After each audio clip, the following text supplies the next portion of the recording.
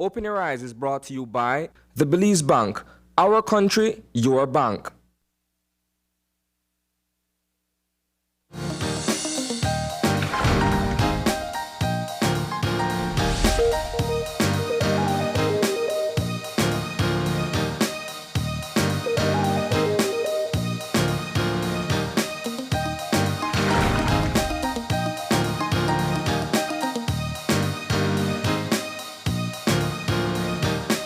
Good morning and welcome to Open Your Eyes. Start your morning right. I'm Marlene Cuellar. And I'm Gavin Courtney. And thank you for joining us this morning. You know, Marlene, this morning as I was leaving the house, I thought that like today's going to be a hot day because I already started sweating just from walking to my door to the car. I'm sure it's going to be. Yesterday was warm too. Yep. Yeah. You know, and it's so different from last week. But of course, we're going to be getting into our weather a little bit later. It is a beautiful sunny Tuesday morning up here in Belize City. And as always, there is a lot to discuss. Marlene and I were talking shortly before we started about the proposed launch of the health app from the Ministry of Health and Wellness. And that is going to function as a sort of vaccine passport or vaccine pass, as it were. So the launch was, or the news of the launch was leaked a bit yesterday, and a lot of people logged on. Tried to get theirs to see if they could download theirs and get their sort of QR code or their little pass that's a record of their immunization. And of course, after that happened, the government did issue a press release. Yeah, definitely. Like everyone yesterday, I think I got the link early in the morning, and I was one of those frustrated people whose information didn't register, couldn't get my information up, and I'm thinking, okay, maybe it's first day bugs that still need to be worked out. But of course, the ministry put out a release by 3 in the afternoon to let people know that in fact the information was leaked. It is not ready for launch as yet, but people are talking about it. People are happy to be able to have it on their phone. Android users are particularly feeling left out. I'm hoping that's going to be solved because not everyone uses iPhones and access the App Store. But a great way to be able to circumvent the problem, I know that has been identified, where we know that people can be mischievous, and when you're talking about scanning and being able to create a smaller version of the card, verification becomes more challenging, especially if you don't have a link directly to the health system that would have that information. So we are assured that moves are on its way for this app to roll out, but I think people got an early preview. And I guess, you know, the Ministry of Health probably got an opportunity to get a sense as to how people are reacting to it. Overall, even though mine didn't work, and I know yours did. Yes, you know, I was thinking I should just show. just show that your app works. Mine just says, I think user not found or something. And I tried everything. So I was clearly one that hasn't been registered yet. Let me see. Yeah, there we go. There you go. All right. So yeah, there's me. That's my name on the record itself. And when, you know, I was saying, I think that like a lot of people are going to be, were pretty excited about it. And so like me, when I first heard that the news that this was going to come out, I thought that this was something that the government should have explored from a long time ago, just like it's been showing, it's been happening in other countries. And let's pull it up again. So here's my record. Of course, the app is not officially launched yet. Yeah. I do have to make that clear. This was still just a part of the leaked launch. I tried my thing. So there's my name, and there's a QR code under it, and that is the Ministry of Health and Wellness Health Pass app. But we're going to be waiting for news for when the app officially launches, and hopefully it is going to be available to Android users as well. No, I would say hopefully it is going to be. They have to. But I mean, I'm Team iPhone, so I mean, it is. No, I am sure they're looking at. Well, I would imagine that they're looking at other options for Android users, because you wanna. The point is that you want people to have some form of identification to say that they're vaccinated, especially since it is required to enter government buildings and buildings for statutory bodies. And some private entities as well have started to enforce that for persons who come into their businesses as well. So having something that can be verified, I think that's the most important thing, is really going to be helpful. So we will await the official launch, which at that point, I hope mine finally works.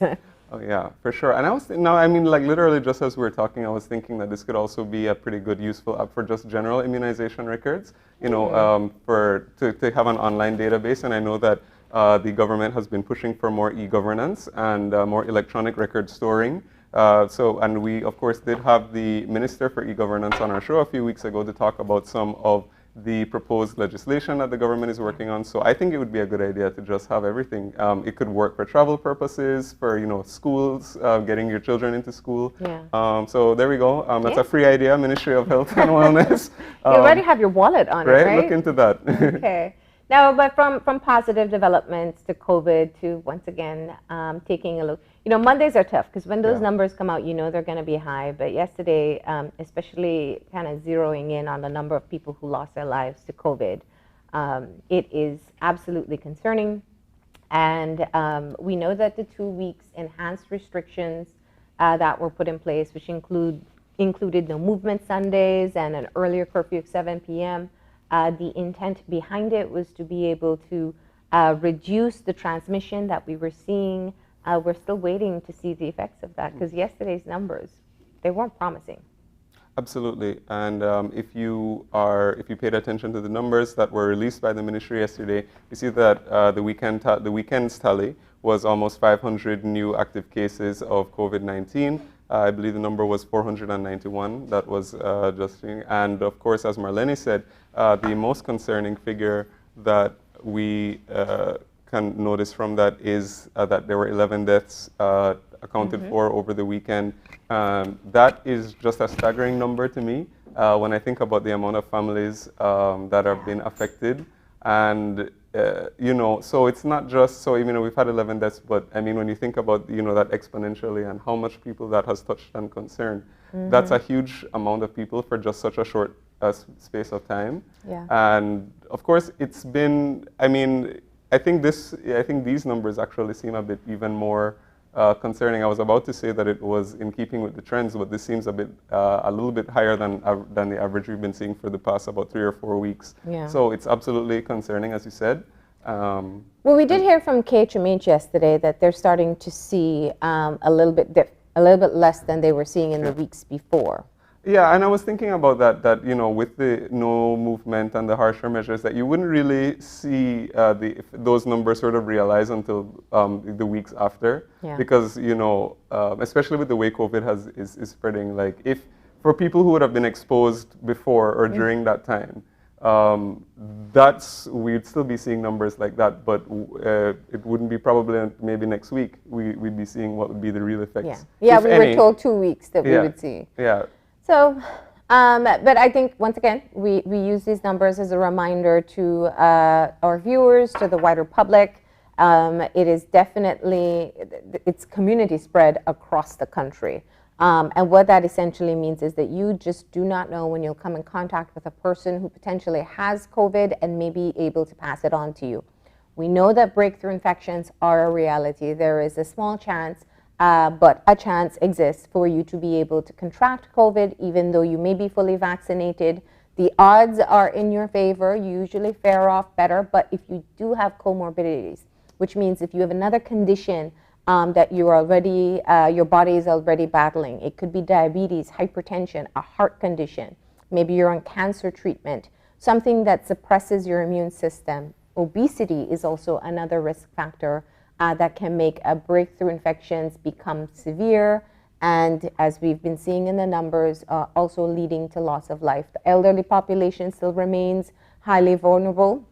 Over 60 is where we see the greatest number of deaths. So take care of your loved ones, and do remember that all the protocols we've been talking about since the start of 2020, washing your hands, watching your distance, and wearing your mask, these are all still important steps that you have to take. I learned of someone new. I've known so many people who've contracted COVID in the past few weeks, and one person got it sitting and having lunch with a coworker. It was that simple. No, yeah, absolutely. So you have to absolutely watch all of your interactions, especially, well, if you and people in your home are going out for whatever reason. At this stage, it seems likely that you may come into contact with a case, based on how the spread is going. And if you've been monitoring all of the information that has been issued by the Ministry of Health and Wellness, you can pay attention also to your geographical location to see how prevalent the spread is. Here in Belize City, of course, we are kind of at the epicenter of the current wave. And but I was also looking at some of the figures, and I was seeing high figures also in the Cayo district and in Orange Walk. Everyone in the country, of course, it's important, but especially in where there's a higher risk, it requires more heightened sense of what's going on, and higher responsibility to really enforce those protocols. And of course, if you are eligible to get the vaccine and you haven't done so yet, please go out to your nearest vaccination site and or ask your doctor, and try to do what you can to combat the spread of COVID-19. That's right. But we got to get moving into our show for today. We're going to shift gears, give you some motivation to really get your day started right. And that means it's time for Eye Opener. And our Eye Opener, taken from dailyom.com, goes like this. When we recognize our warrior self, we can exhibit strength without sacrificing tenderness. The human soul is dynamic, adapting readily to the changing conditions we encounter as time marches unerringly forward. When we feel called to explore the way of the warrior, we may feel a strong sense of dismay because we have no wish to disavow ourselves of our softer side. Yet embracing the warrior spirit is not a matter of denying gentleness or compassion. All human beings embody all traits to some degree, and seemingly contradictory aspects can coexist peacefully within us. We can exhibit strength without sacrificing tenderness, precisely because both elements of the self and both are elements of the self, and both have a role to play in the complexity of existence. There is more than enough room in the existence of the warrior for softness and benevolence, and the warrior's willingness to stand up for their beliefs can aid you greatly as you strive to incorporate these ideals into your existence. Exploring this unique side of yourself is a means of broadening your reality so you can internalize mindfulness while meeting life's challenges with an intensity of spirit that never wavers. That's a great eye-opener. Have you found your inner warrior? Yeah. She's a beast. Right? I think, I don't know if I've exactly found mines, or in the sense that it's something that I can just call on like that. It tends to just happen, or when I need it, coming in kind of clutch, as they'd say. But I think that for sure that it's a side of all of us that we have, and that trying to harness that power is something that is super beneficial, and it's needed in a lot of situations where you have to be sort of assertive. But it also, as the eye opener says, it doesn't mean that you can't also have the softer side, compassionate and vulnerable. Strength is not incompatible with any of those things. And if anything, you should use use your vulnerable side and things that you really care about, to act sort of like a base, and that will, drive you and give you that strength, that fuel for when you actually need to be the warrior, because you don't want to just be aggressive for no reason. Yeah, and aggression, I've learned this repeatedly. Aggression does not equal strength. And very often it's the opposite that you find. It's usually a mask that people wear so that they can appear stronger. On the flip side of that, kindness doesn't mean weakness. And I think that that's one of the things that I have held on to. There are times where you need to be assertive. But I do think that if you lead yourself, or you fool yourself to believe that a warrior is, like all brawn and you got to be angry and aggressive towards others, then you're going to fool yourself entirely, and usually you don't get the results that you want. I think a warrior is smart. I think they're strategic. And I think that a part of that strategy is thinking forward to how others may be perceiving, and that makes a big difference. And that's probably the warrior that's going to win that battle. Yeah, and I speak often on the show about things I do for wellness practice, and yoga is a big part of that. Yeah. And of course, I thought initially that warrior there's several warrior poses. I don't know if I can in these pants, but there are several warrior poses. One you can. Yeah, I can probably do a warrior one. Yeah. But if I do, I think if we had. Let's try. No, the phone distracted me. So bell, exactly. So we gotta get our weather update. But maybe sometime I will. Well, we do have till the end of the show. In the meantime, we have Catherine Cumberbatch on the line. Good morning. Good morning, Marlene. Good morning, dear. How are you doing? After burning the midnight oil, I think I'm a little bit on the sleepy side. Uh-oh, you're almost there, Catherine. 1 more hour, That's right? Pardon me? I said you're almost there. 1 more hour. That's right. 1 more hour and I'm out of here. All right. So let's talk about our weather for today. I think Gavin has a prediction. It's going to be hot. Yes, very hot today. Yes, high temperatures will score to 90 along the coast, 95 inland, and 84 in the higher elevation. Mm-hmm. So for today, Marlene and Gavin, we expect mostly sunny skies. And tonight, partly to clear. Showers, if any, will be isolated with a chance of an inland afternoon thunderstorm. The winds will be coming out of the east at 5 to 15 knots. The seas will be slight. So we're expecting mainly fair and warm weather to prevail, or fair and hot weather to prevail for today. The outlook for Wednesday and Wednesday night is for continued fair and warm weather with only isolated showers or isolated thunderstorms. In the sargassum forecast, the medium chance continues for sargassum to affect our local beaches during the next few days. Mm-hmm. And as it pertains to the tropical weather outlook, no tropical cyclone formation is expected in the Atlantic basin during the next 48 hours. So that's basically what I have for you all. All right. Fair and warm weather for the rest of the day. All right. Well, we appreciate that update. We've been warned to try to stay cool. Thank you so much, Catherine. Have a great day. You too all, and stay safe, most of all. All right. And there you have it. So I was right. That we are going to be... Don't come in here and say it's going to be a hot day. In the 90s, man. Ouch. I know I wasn't expecting that, but I mean, like I said, from the door to the car, there was already some sweat, so I knew what to expect. That was before 6:30. So do keep cool today if you can. All right.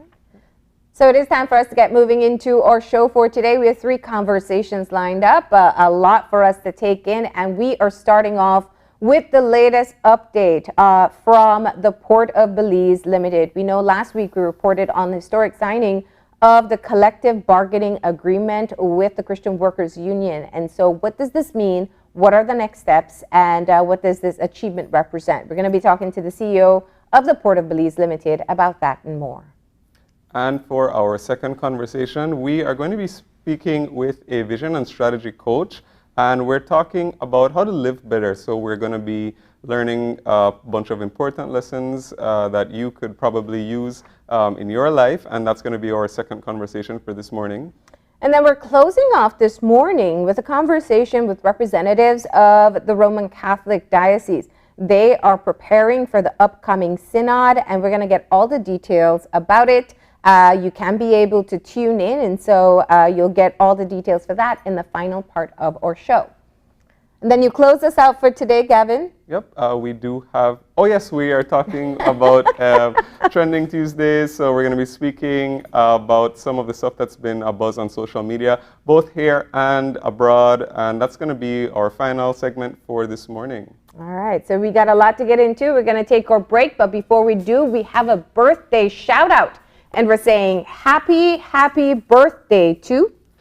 We are saying happy birthday to Genevieve Peters Ovado.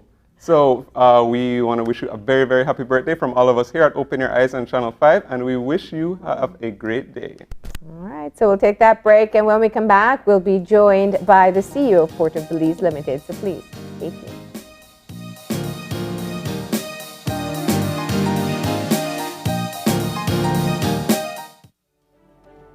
We have been a partner with Smart for over 10 plus years. We have a full Smart plan we use as our major driver for our business. We have a service that rolls over in that if you call one and it is busy, it rolls over to the next line. So once you call us, you can get us at any time. Before we got this Smart service, we were paying upwards of nearly $2,000 in phone bills. Since we've had our Smart service, we pay an average about $600. So we've had tremendous saving, more than 50%. For the businesses, if you want to save money, switch to Smart because it is far more cost effective and the service is excellent. Smart continues to be innovative in bringing new technology and meaningful savings during these challenging times to businesses across Belize. Sign up for our VoIP technology or broadband packages and save more. Good morning, sweetie. It's time for school. Are you a teacher or public sector employee who is thinking of owning your new home? Get the keys to your new home with Belize Bank's all-inclusive mortgage, the best financing option in Belize for your new home purchase or construction. Inclusive of all mortgage-related fees, no down payment, affordable terms, amazingly low interest rates. Visit our nearest branch to speak to one of our financial advisors to discuss how you can be one step closer to owning your new home. Some conditions apply.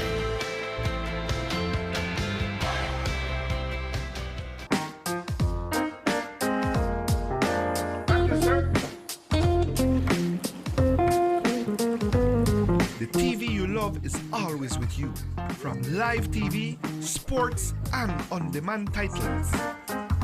Choose your plan today. Plans start as low as $15 per month. My TV, entertainment, anytime, anywhere.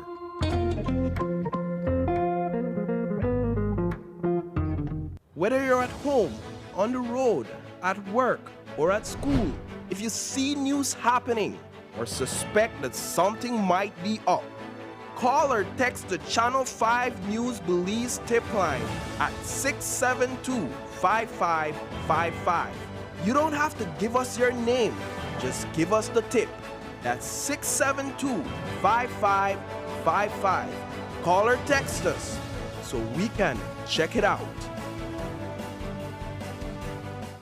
And we'll be back in a few, so stay tuned. Thanks, Jen. Hey there, we know you have to head out to work shortly, but don't forget that you can stay tuned by watching us on our Facebook live stream. Find us at Open Your Eyes BC, and you can continue watching there. You can also download Facebook Watch on your streaming device, and you can watch at your own convenience. And for all the behind-the-scenes fun, follow us on Instagram at OYE Belize. So, find us and follow us today.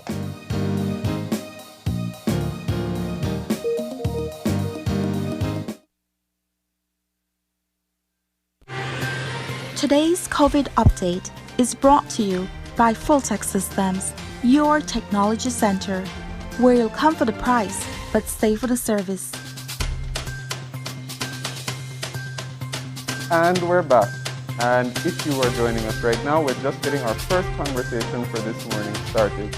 And as we said before the break, we are getting an update from the Port of Belize Limited in relation to a number of things that have been going on.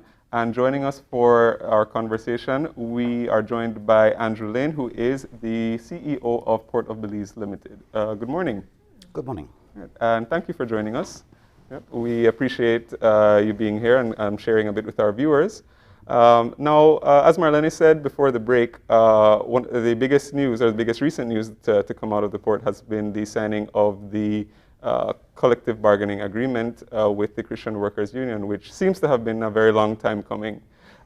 So can you share a little bit about what it's like now to actually finally have that agreement in place? For me, it's a fantastic achievement. The previous CBA was signed 19 years ago.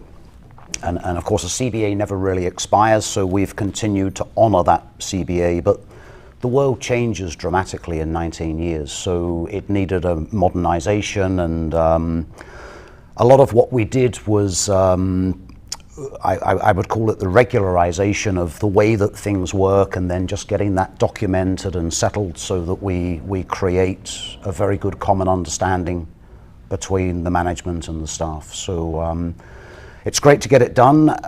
The process, I mean, it actually went pretty quick.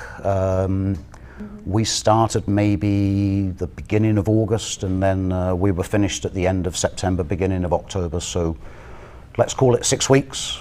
It took a lot of time, it took a lot of effort, it took some compromise, but we got there, and I'm very, very pleased that we've got that signed and sealed and delivered.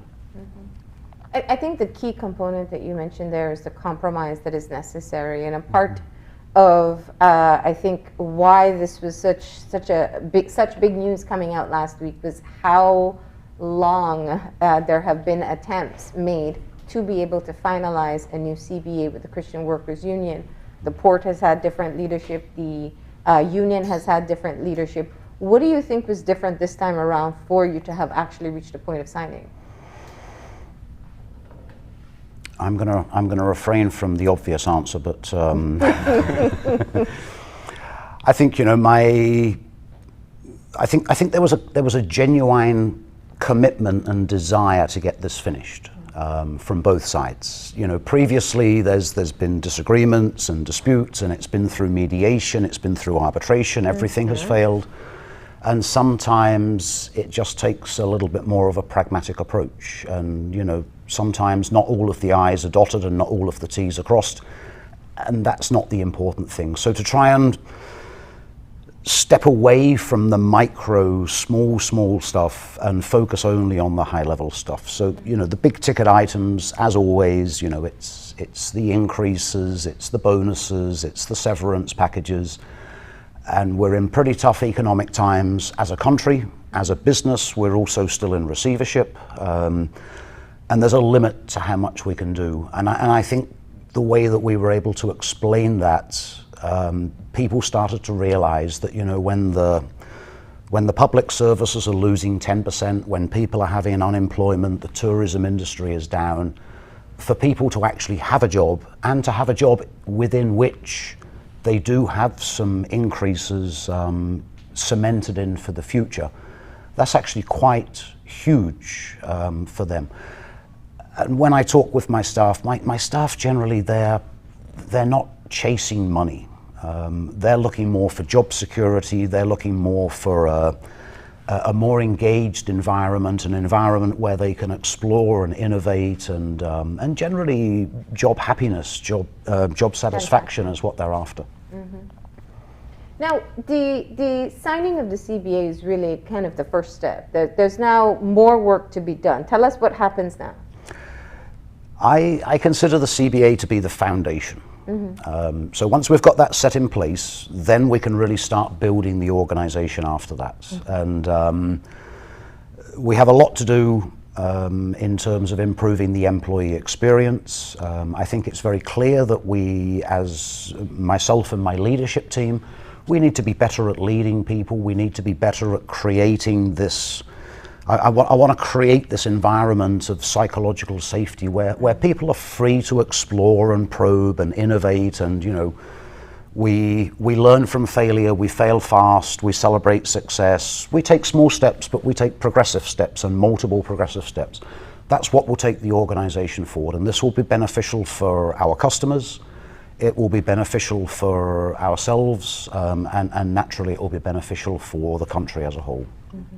And you spoke earlier a little bit about the dramatic change of circumstances from the signing of the first CBA till today's date. Can you talk a little bit about the modern day port and why or from both sides, I imagine, there were changes that had needed to be made to suit what are today's needs? Yeah, I mean, the port that we have, if you talk about it from an infrastructure perspective, is pretty much the same as it was in 1980 when it was first launched, and it continues to serve a purpose. But of course, everything moves on. I mean, not least, I mean, 19 years of technological advancements means that we are able and we need to do things very differently today. We are an essential service. We are 7 times 24, and that doesn't always gel perfectly with your Monday to Friday 8 till 5, and then we need to make sure that we have, whilst we have sufficient flexibility to keep the business running, at the same time we also recognize that we need people to work outside of regular hours. So I think all of those things we've now got those pretty much settled, and I think it's very much a win-win that we've agreed. Yeah, you know, one of the things I think, and we see it especially with the situation with stevedores, and we'll talk about that shortly, but just where technology is changing, and where people have become very concerned of being replaced by mechanical, whether it's robots or machines that will be able to do the job that they used to do. When you talk about labor that you would have at the port, I'm sure that was a main concern. Yeah, things change over time. I was talking with Dr. Chamberlain yesterday, and she said, you know, if you go back a little bit in time, there were people that used to come around to your house and empty your latrine and throw it in the sea. That was a vital service back then. Today, of course, we have BWS that's able to do that without the manual intervention. It's maybe not the best example, it's maybe an extreme example, but times change, and people need to think about, you know, what's for them in the future, and that means they need to think about their skill sets. We need to think about their skill sets, and how do we transition people into the new future, because things will not be the same in the future. That's the only thing that's certain, is that change will continue at its unabated pace. Now, putting that as an example, I think that's a great way to segue to talk about resolving the issues with the stevedore. The biggest concern, and I know we've heard many different perspectives on this, is whether or not you'll be able to hammer out. There's a redundancy issue when it comes to the movement of some of BSI ASR's product to the port at Big Creek. Where are we in resolving that issue? I am hoping that we can start, or resume at least, discussions on that on Thursday the 14th. We've agreed twice to have this meeting. We have support from the Labour Department, from the Labour Ministry, from the Labour Commissioner. We're just waiting for confirmation from the union that they're also available to start the discussions on that day. This has a number of different tag names. The first tag name is sugar redundancy. What I would just like to point out, however, is that nobody is being made redundant. We're not disposing of people. We will continue to provide employment and earning opportunities for all of our stevedores.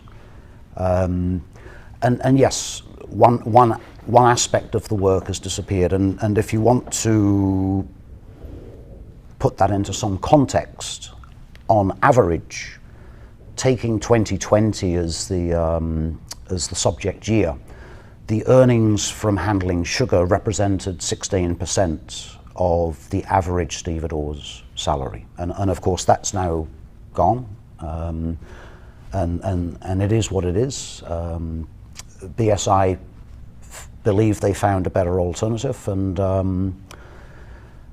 there will always be competition. And for as long as we're competitive, then we will keep the business, and when we're not competitive, we will lose business, and that's just the way of the world. And in being able to seek a resolution on this, I think even the minister has attempted to kind of explain the situation. It's 2 private businesses, well, it's 3 private businesses, but it's the workers who are involved who really pay the consequence. And I know that the stevedores have laid the blame on the port, saying, well, you haven't upgraded the institution. Yeah, and I don't think that's necessarily objective. I mean, and maybe we'll get onto this a little bit deeper later, but I mean, we have a rather elaborate expansion plan, which when realized will become the largest private investment in infrastructure in the history of Belize. People say we haven't invested. That's not strictly true. I mean, from 2012 to current time, 2012 we entered administration or receivership. We have invested $13 million in improving the facility, and we continue to invest in improving the facility. Have we created a world-class modern port? Well, no, we haven't. But what we've done is we've made sure that what we presently have continues to be fit for purpose. So it's not correct that we haven't invested. Mm-hmm. And in terms of well, I suppose it's a good segue to talk about the expansion of the port, and you can perhaps give a little bit of details to our viewers about the level of investment and or the size of investment and what eventually is or the main goal. Yeah, I mean, our expansion plan is not new. This has been worked on since 2014. It started to take more shape in 2017, 2018. It's always been our plan to improve the facility. Mm-hmm. One of the things that held us back a little bit is that, the previous government turned nationalization almost into the national sport, right? So you don't want to be putting lots and lots of money in the ground when the government is constantly taking assets back from the private sector. The new government seems to be more private sector friendly, and that gives us greater confidence that this is now the right time to make the investment. Mm-hmm. Now, the largest outcry has been from the environmental community. The first consultation that was done, where the concern that was raised was the dumping of the dredged material into the ocean. There has been a subsequent consultation where it will be placed in a different site. Let's talk about that and how you explain it. Yeah, and there's a lot of misperceptions here. I mean, people have come out in the public and they've said that Waterloo wants to dump silt on the reef, and of course that was never ever anybody's intention. We understand the ecological significance of the reef, the second largest reef in the world, and the value that brings to Belize, and absolutely we do not want to do anything which disturbs that. Our original plan was to place the waste at sea 15 miles away from the reef. That was not approved. Yes. What we're doing here, this is a significant program. We're removing 7 million, maybe 7.5, but not more than 7.5 million cubic meters of material. We're removing it from an existing channel, which has been dredged previously in 2001. It is virgin material. It's never been touched by mankind. Does it contain small traces of things which are harmful? Yes, it does, but not to any degree of concentration that would make it, people call it toxic. It's not toxic. Would I advise you to eat it for your breakfast and lunch? Well, probably not. It's probably not going to be very tasty. What we will then do is that 3.5 million cubic meters will be used for essentially building the new facility. The balance, we're going to near shore it. So that will be placed in the bay to the immediate west of the port. And essentially it will be left 1 meter under the surface of the water. And what this also does is that it builds up more protection against storm surge for the south and the western side of Belize City. So it has that added advantage. Mm-hmm. And apart from those advantages, the expansion of the port, given the, let's say, potential risks, let's say environment that, or people have been saying, environmentally speaking, but I would imagine that the trade-off is that it's expected that the services that the port will be able to offer were going to be to be expanded. And can you talk about what that would sort of realize for Belize and the economy, or what the goal is for the port? Sure. I mean, first of all, what I would say is that, you know, our studies and our research, and this has been deeply, deeply researched. We've spent a lot of money on this project so far. We have a 420-something page environmental assessment, and the conclusion from that, the conclusion from the science behind this, is that the development will actually be, on a net basis, will be beneficial to the economy, to the environment. We will actually improve the environment. Being able to accommodate more modern ships, cleaner ships, being able to operate more efficiently, it will reduce greenhouse gas emissions and pollution generally.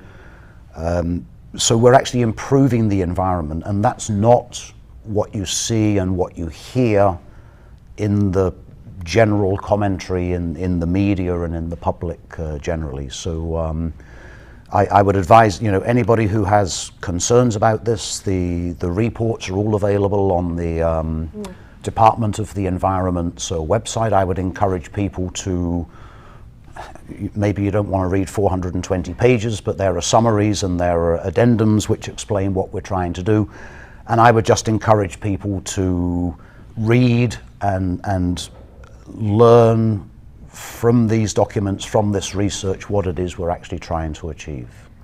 So one of the recurring questions that always comes up with this project is, it's a twofold project. The aim is to be able to build the cruise terminal as well as having the bulk storage for the port, which is essential. That's part of the reason why, you know, businesses may move to one of your competitors. But the question always comes up, why not just pursue the upgrade of the port itself and reconsider or continue to go through the phases of the environmental clearance and the approval process for the cruise? I don't see that to be too different to what we're actually trying to achieve. I mean, it's a multi-purpose port. Mm-hmm. So we have a cargo function, we have a tourism passenger function. The big expense, and it's the same the world over, the big expense that we have here is the dredging. So in order for the business case to be making any sense whatsoever, we need to pay that investment back through a combination of revenues gained from cargo and cruise. Mm-hmm. Neither one of those two activities in itself can justify the dredging that we need to do. So our approach channel today is 10 meters deep. We have 8.2 meters in the turning basin and alongside. We're taking that down to 12 meters, and that's where the 7.5 million or 7 million cubic meters of dredge material comes from. And that's just the way that it is. So people are saying, you know, why don't you just do the cargo? Why don't you just do the cruise? And the answer to that is that if it's one or the other, then it's not a viable project, and it's not going to happen. To get back to your question before, Gavin, what does this give us? You know, currently today we handle around about 100,000 tons a year of bulk cargo. We believe that our new facility will have the ability and capacity to handle 600,000 tons or more. This gives us opportunities for the export of aggregates. You know, we're already importing some wheat, some fertilizer. The sugar is still there, but of course the sugar is largely going to be in the south in the future. Mm-hmm. But there's clinker import, and we've done in 2019. We had an elaborate study done on the bulk opportunities, and it's very, very clear that there's a lot of demand there. So particularly from the agricultural export side of things, this new port opens up new opportunities for farmers and people involved in agriculture in the country to export their products in a very cost-effective way to the rest of the world. When you hear the concerns that people are expressing about the project, you know, how do you respond? I mean, people have a right to have their concerns. People have a right to ask questions, and people should always ask questions. They should always express concerns.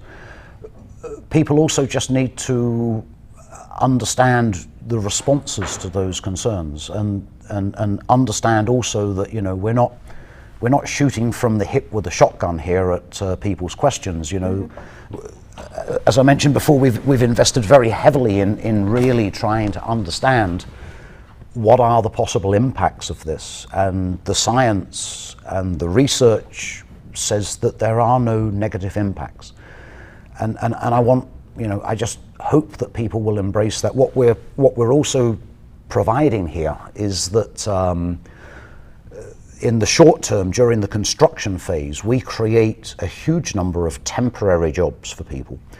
In the ongoing state, we believe that we will create 2,500 jobs, quality jobs for Belizeans. This is not for people that are coming in from overseas. These are local jobs for Belizeans.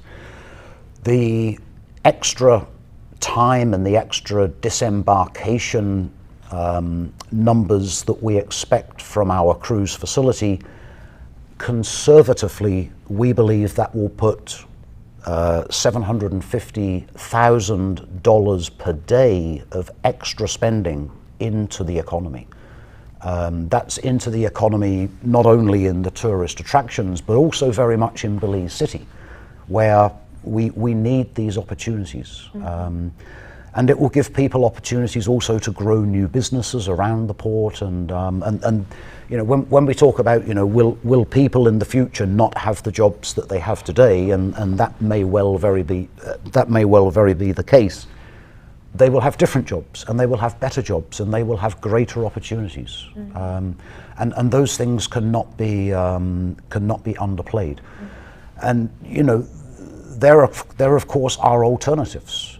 You know, you can have your business on an island, but that does not necessarily really help the people of Belize City, who are then remote from all of this extra economic activity. What's been the level of engagement with the community surrounding the port? Before I came here, Dr. Chamberlain did a lot of public engagement. Again, we hear commentary, and we have people standing up and saying, you know, nobody told us. Well, that's actually not true. Did we go into the community with an open question and say, would you like this and would you like to vote on this? No, of course that didn't happen. But the general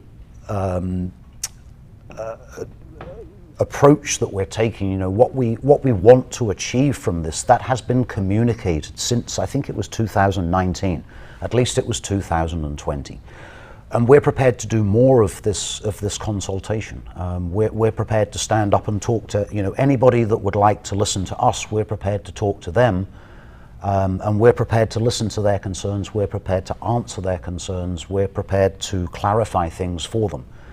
That's never been an issue, and we have done it, and we will do more of it. And so the concerns that were raised at the last consultation, where community members felt that they weren't engaged sufficiently, what's been the steps made since then? Well, that's where we will go to next. So we will try another round of engagement there. The public consultation, I thought, was very successful. It was a 4-hour session. It was quite a grueling session. Yeah. And of course we heard a lot of things. It was actually, you know, it was interesting that some people were saying, well, you know, you build this new cruise facility and then you say that we're going to have 2.5 million cruise visitors, and can the country sustain and even manage 2.5 million? And it's a good question. It's a very valid question.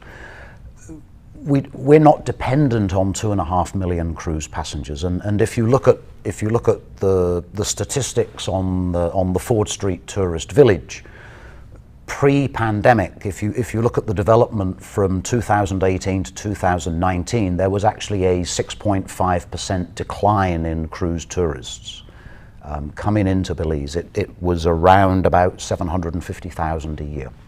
That was during a time when globally cruise tourism was growing at 2.5%. If you look then at the first 2 months of 2019 versus the first 2 months of 2020, you saw a further erosion.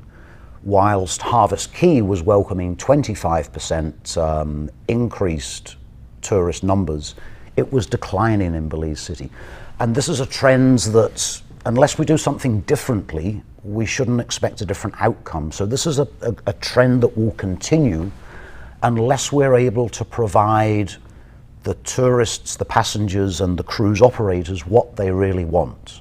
And what they want is an onshore, purpose-built cruise facility where they can maximize the amount that, the ease on and off the ship, where people can walk off the ship, walk on the ship at any time of day to take on any activities. It gives them more shore time. They can explore deeper into Belize. They can explore more things. And this is what the industry requires. And as such, we have letters of intent from the main cruise operators. That was going to be my next question, because the other argument is there are 2 other ports that have been approved. And when you're talking about being able to get the buy-in from the cruise lines itself, they're the ones who are going to decide. Where are we with that? Yeah, so I mentioned we have the letters of intent from 3, if I remember rightly, of the largest cruise lines, and they're pledging passenger numbers if we can build this facility. And as we saw last week, and it was openly admitted by State Bank Enterprises, they don't have these, and they won't have them either, because that's not what the industry requires. And Port Magical also doesn't seem to have this same support. And Port Magical is a very similar setup to the setup that we're looking for. But again, if you look at it from an environmental perspective, and yes, their environmental case has been approved, but what we're doing is that we are redeveloping a brownfield site, and they are developing a greenfield site. And what does that mean? Well, a greenfield site means that nothing exists and you build it from scratch. Whereas a brownfield site means that you already have the nucleus of what you need, and then you're just improving what already exists. And of course, logically speaking, a brownfield development will always be more ecologically friendly than a greenfield development. And you alluded to this a little bit earlier, but whilst we spoke about the relationship, I suppose, with the port and the public, you had also alluded to the fact that from the government side, it seems that the current government is creating an environment in which you feel more comfortable to make this sort of investment. And can you talk about perhaps what the discussions has been with the government, and perhaps the level of support they have expressed, and what that relationship is like as the project continues to develop? Yeah, I mean, we've had a number. I cannot remember how many engagement sessions we've had with the various different ministries of the government. The 2 key ones maybe is there's the Minister of Tourism, Minister Marla, and Minister Ferguson from Utilities, Energy and Logistics. And what we feel is that we feel that those ministries, they understand what we're trying to do.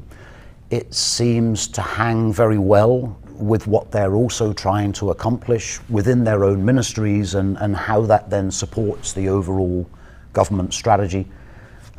We've presented this to the Honourable Prime Minister Briceño. He also understands what we're trying to do here, and we keep on presenting. We're trying to get, next stop is the Minister of Agriculture, Minister Mai. We need to have a speak with him as well, to explain to him how this will help him with his portfolio. And they, all of the ministries, they all have their concerns as well, and quite rightly so. And they all ask difficult questions, and we have good discussions. And I don't think so far we have not had an engagement within which we've come up against questions that we simply can't answer, or where we ourselves have based on the questions, we haven't had cause for concern to question ourselves in what we're doing. That simply hasn't happened. So in that respect, it's all very positive. And, you know, we need to get through the NEAC process, and that hopefully will happen very soon. At this point? Yeah, and then we need to get into the permitting and license stage, and you know, once we get through the environmental assessment approval, we think after that it will be fairly rapid. And in fact, we have our contractors. You know, we've already signed contracts with our contractors. So the minute that we have everything in place, the next day the work will start. Mm-hmm. So that could even be as early as the very beginning of next year. We can start building this great new port. If the approval goes through. Once we get those approvals. Yeah. Now, I mean, what's your sense after you saw it was a 4-hour-long consultation? Mm-hmm. There were a lot of different persons who brought forward their concerns. We know that the shift from offshore dumping to nearshore dumping is still of concern to the environmental community. You said you've not encountered a question you haven't been able to answer, and I think that is key. But has the response been one that has been able to allay the fears of those who have these environmental concerns? For those that have the environment at the forefront of their thoughts and concerns, then I believe so. For those that use the environment for political or commercial purposes to try and influence the makeup of the future of the ports of Belize, you will never convince them. They're arguing from the environment, but not because they care about the environment. They're simply trying to throw spanners into the wheels, into the machinery, because they know that their own developments are substandard. And, you know, our approach to this is that, you know, we're not going to comment specifically and directly about the competition. Our approach to this is that let there be free competition.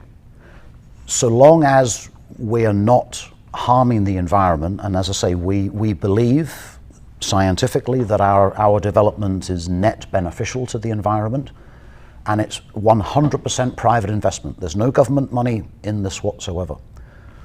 Then why would we not be allowed to build it? And then let's see where the industry goes. Let's have that competition. I think, again, the Honourable Prime Minister Briceño has made it very, very clear that in order for this country to continue to develop, we need to have competition.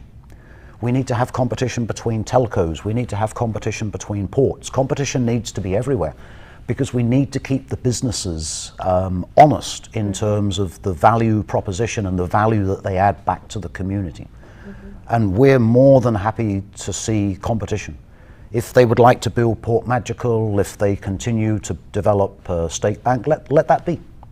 And then we will see where the operators and where the tourists would most like to be.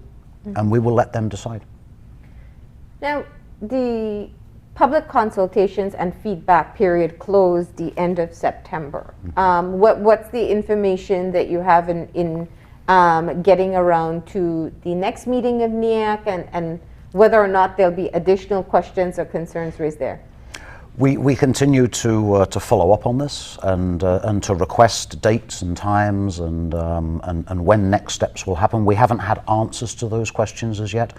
We just expect that it will be within the near future, because, you know, there's only so much discussion you can have before you run out of things to talk about, right? So, and there's been a lot of discussion, and it's been going on for a number of years. So this recent 4-hour consultation, that was not the start of the discussion process.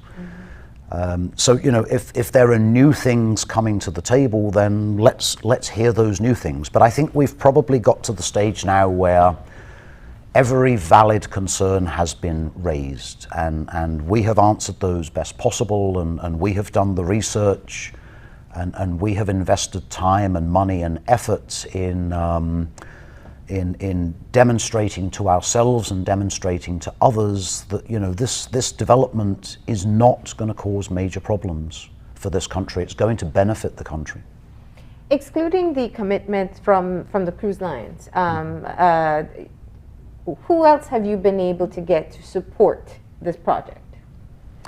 Well, I think that the tourism ministry it understands what it is we're trying to achieve here, and I think they very much have the support. And again, when you talk about from a logistics perspective, when you talk about, I mean, let's not, I mean, we talk a lot about the cruise side of things here, which is part of it, but at the end of the day, we need to have a modern port in Belize. Our little facility today, as you can see here, our 67 meters of quay, it's served its purpose, but it will become irrelevant and obsolete within the next 2 or 3 years. We already have, this is not the ship, but we already have one ship which is 1 meter less than the maximum size that we can put alongside. And ships continue to get bigger, whether that's cruise ships, whether that's container ships, and bulk ships, the old small ships, they're getting phased out. They're inefficient from an environmental and from an economic perspective, and bigger ships will come. And we need to be able to accommodate those. And if we can't accommodate those in Belize City, then where do they go? Well, of course, they can go to Big Creek. There's a cargo facility in Big Creek. Big Creek is our competitor. But if you look at the hinterlands that need to be served via the ports of Belize, the vast majority of that business is to and from KO, it's from Belize District, it's from Orange Walk, it's from Corozal. And you can take the ships further south, but then guess what? Then you have more truck miles. And what does that do to your, yes, we will have the coastal highway, it will make us more competitive for the south, it will make the south more competitive for the north. But that doesn't take away the emissions and highway safety and highway damage that these heavy trucks are causing, right?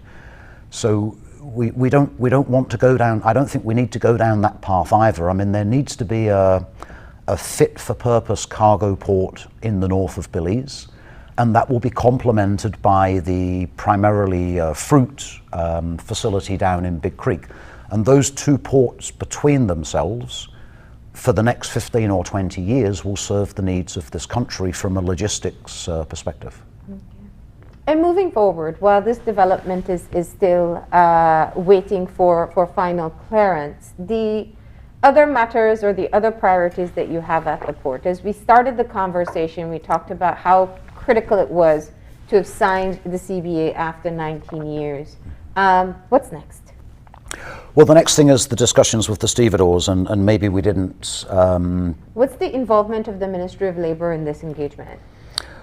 The Ministry of Labour, I mean, their initial involvement happened on the 13th of July, when the union served a 21-day industrial action notice. And that got the Labour Commissioner and the Minister of Labour obviously heavily involved or heavily interested in what was developing. They set up a tribunal, which still hasn't concluded. We had one hearing which we were not able to complete because the union's lawyer was suffering from COVID. Then we had a second hearing where the union had the NTUCB representative recused and then claimed there was no quorum and then walked out. So the submissions that went into the tribunal, I understand the challenges that the tribunal has here, because the submissions that were made don't really give it very much meat to dig into and to rule upon. But we still wait to hear back from the tribunal. But what the Labour Ministry has said in the meantime is that, while we're waiting for something to come back from there, there's no reason why we don't also have discussions with the union. And the ministry was, they were a bit reluctant to be too heavily involved initially, but I think they've also realized that they need to be involved and they need to help facilitate this process to a conclusion. And we're happy that they're involved. So that's... And that 21-day notice, that's still in effect? That still sits there, yes. I mean, I will say in theory, but in theory, whilst the tribunal is still running, which in theory it is, then the 21-day notice sort of sits on ice and should not be invoked. whether that's how everybody interprets the situation, that's a different question altogether, and what actually happens is a different question altogether. And I think it's quite clear from the public statements that the union has made is that they see this as their leverage. And how critical is it that you're able to move past this particular issue? It's very important, and I've had a number of discussions over the last several months with a number of stevedores, with a number of gangs, and we discussed this backwards and forwards, and I think a lot of what comes down to here, it's perceptions and expectations. So my take here is that this situation is the hot potato that it is, because there is maybe a belief that we have received some level of compensation from ASR BSI. They don't owe us any compensation. We have not received any compensation. We will not get any compensation from them. Then there seems to be a second side of this, that the government has not held true to agreements that it made 15, 20 years ago. Those were tested in 2012. In 2012, we sued the government for, I think it was 30 different breaches of agreement. And the ruling that came back was that these were all void and unenforceable. There is no opportunity for us to sue the government. There's no point in us suing the government. The government doesn't have any money. So there's no money coming from the government. So we do not have this golden egg of cash that's sitting there where we've been compensated for the fact that we became uncompetitive for a certain type of cargo and it left. It doesn't exist. So there's nothing to share. All right. Well, of course, that meeting is scheduled to take place this week. I have confirmed the attendance of my company and of my team, and the Labour Department has confirmed theirs, and we wait for confirmation from the union that they will be available for that meeting. This was first suggested, I think, in the middle of last week. I think it was the 6th of October. So as soon as we get that confirmation, we can start the discussions. The redundancy, of course, I mentioned before, nobody's being made redundant. The compensation, there is no compensation. What can we then do to help the stevedores? I have some ideas. I don't want to get into the details, but if we rationalize a few things, and if we change a few things, if we change the way that we work, and I mean, let me just give you one example here. So that the stevedores are structured and set up in such a way that when they work, they get paid. When they're not working, they don't get paid. We had a gang that did a shift 3 weeks ago. That was the first time that they had an opportunity to work in 70 days, 70 days. 2+ months, that gang has not had an opportunity to work. They've not had any income from their stevedoring job. And this is a product of the previous CBA that was signed, and the I'm going to use the word antiquated, not because I created it, because that's the word that is often said about the way that we work in the port. And it is antiquated. This method of, one ship has one gang, and then we work for 15 hours, and then we don't finish the ship, and then the ship sits there for 9 hours doing nothing. I say you don't see this elsewhere in the world. You see it in Long Beach and Los Angeles, where a stevedore gets $200,000 a year, right? You see it there. But elsewhere in the world, you don't see that. You see you have a shift that works a ship. They don't work for 15 hours. That's way too long for people to be involved in dexterous work. You work for 12 hours, you pass to another shift, and you pass to another shift. And when you work in that way, what it means is that you get to work more frequently. Yes, you work smaller segments, which is less strenuous, but you get back to work more and more and more. So your cash flow is greatly improved. And you know, I have elaborate simulated plans as to how we can work in the future, and I hope that these will be listened to, and I hope that the stevedores will understand that, you know, there are different ways to do things. There are maybe better ways to do things. The way that we've done things has got us here, but it won't necessarily get us there. And I think this is, you know, this is of course, this is in the interests of our customers, and let's not forget the customers, which essentially pay the wages, but it's also in the interest of the stevedores as well.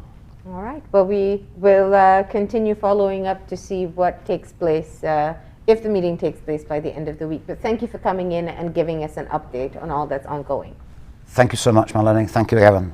All right. We're going to go ahead and take a break, and we'll be back in a few. Stay tuned.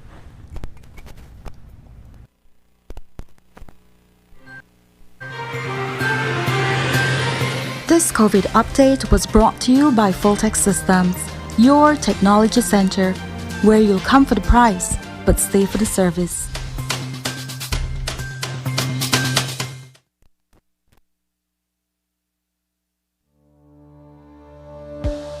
Working off-site doesn't mean you have to be off your game. Studies have shown that simply adding a keyboard and mouse to your laptop increases productivity by 26%. Add a monitor, and you'll be 35% more productive. At Fulltech Systems, we have what you need to enhance your remote work or e-learning experience. With devices such as headsets, video conferencing monitors, webcams, keyboards, mice, docking stations, all with the brands you trust. Keep connected with collaboration tools like Microsoft 365 Suite and Kaspersky, and perform efficiently no matter where you are. Fulltech Systems, your technology center, where you'll come for the price, but stay for the service.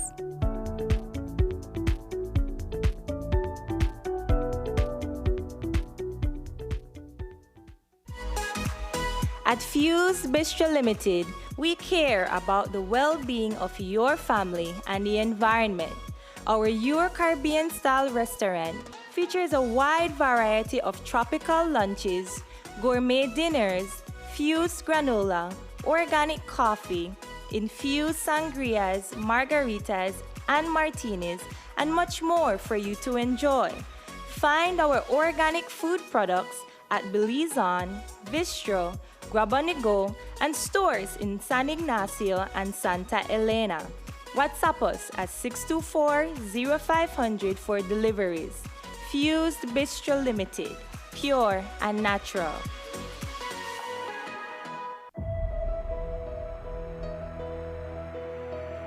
Vaccines protect you and they protect me. Getting vaccinated is one of the most important things you can do to keep yourself and your family safe and healthy. Once enough people are immunized, opportunities for an outbreak of disease becomes very low.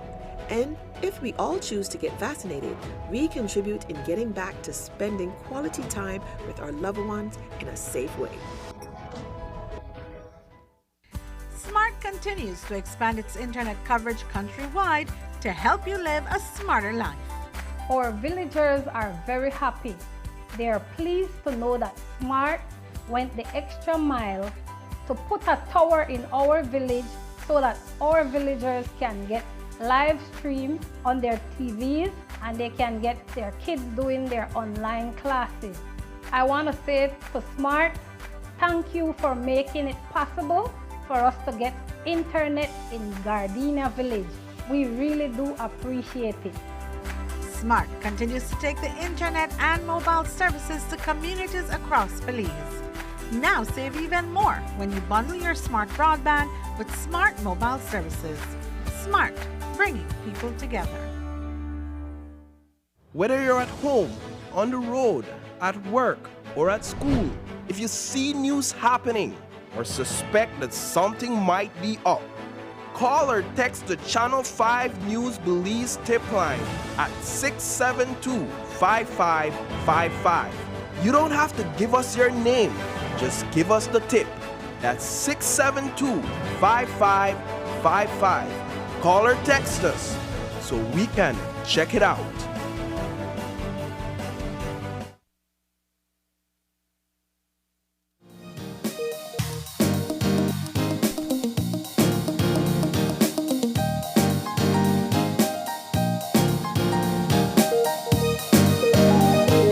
We are back and we're moving into our second conversation for today. We're joined once again by Melanie Escalante. She is a vision and strategy coach, and Melanie is going to be talking to us about how to live better. And she'll explain that a bit in just a few. Good morning.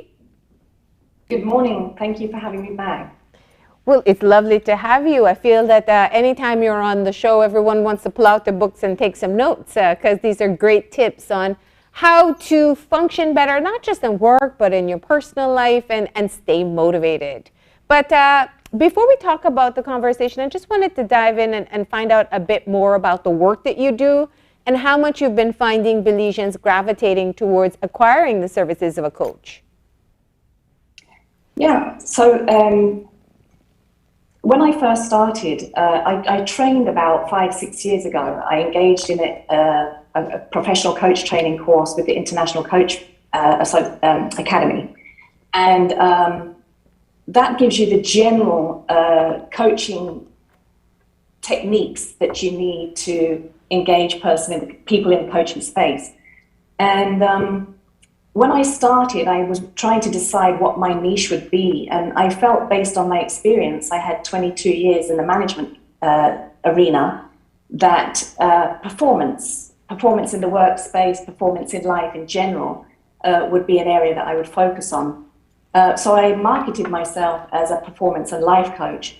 But my work has shown me that the missing piece for many of my clients has really been a vision for their life, a vision for their business moving forward. And generally, my clients, as they came to me, were moving into that space, just getting clarity on what their vision is or what their goals and dreams are, and then creating a plan to get there, creating a strategy to get there. And so it was after a couple of years that I redefined my niche into what I call the vision and strategy space, because I felt it was important to market myself in that way up front, so that people could know that when they come to me, that's the area we would be working on. Now, of course, in the vision and strategy space, you do touch on life issues. Yeah.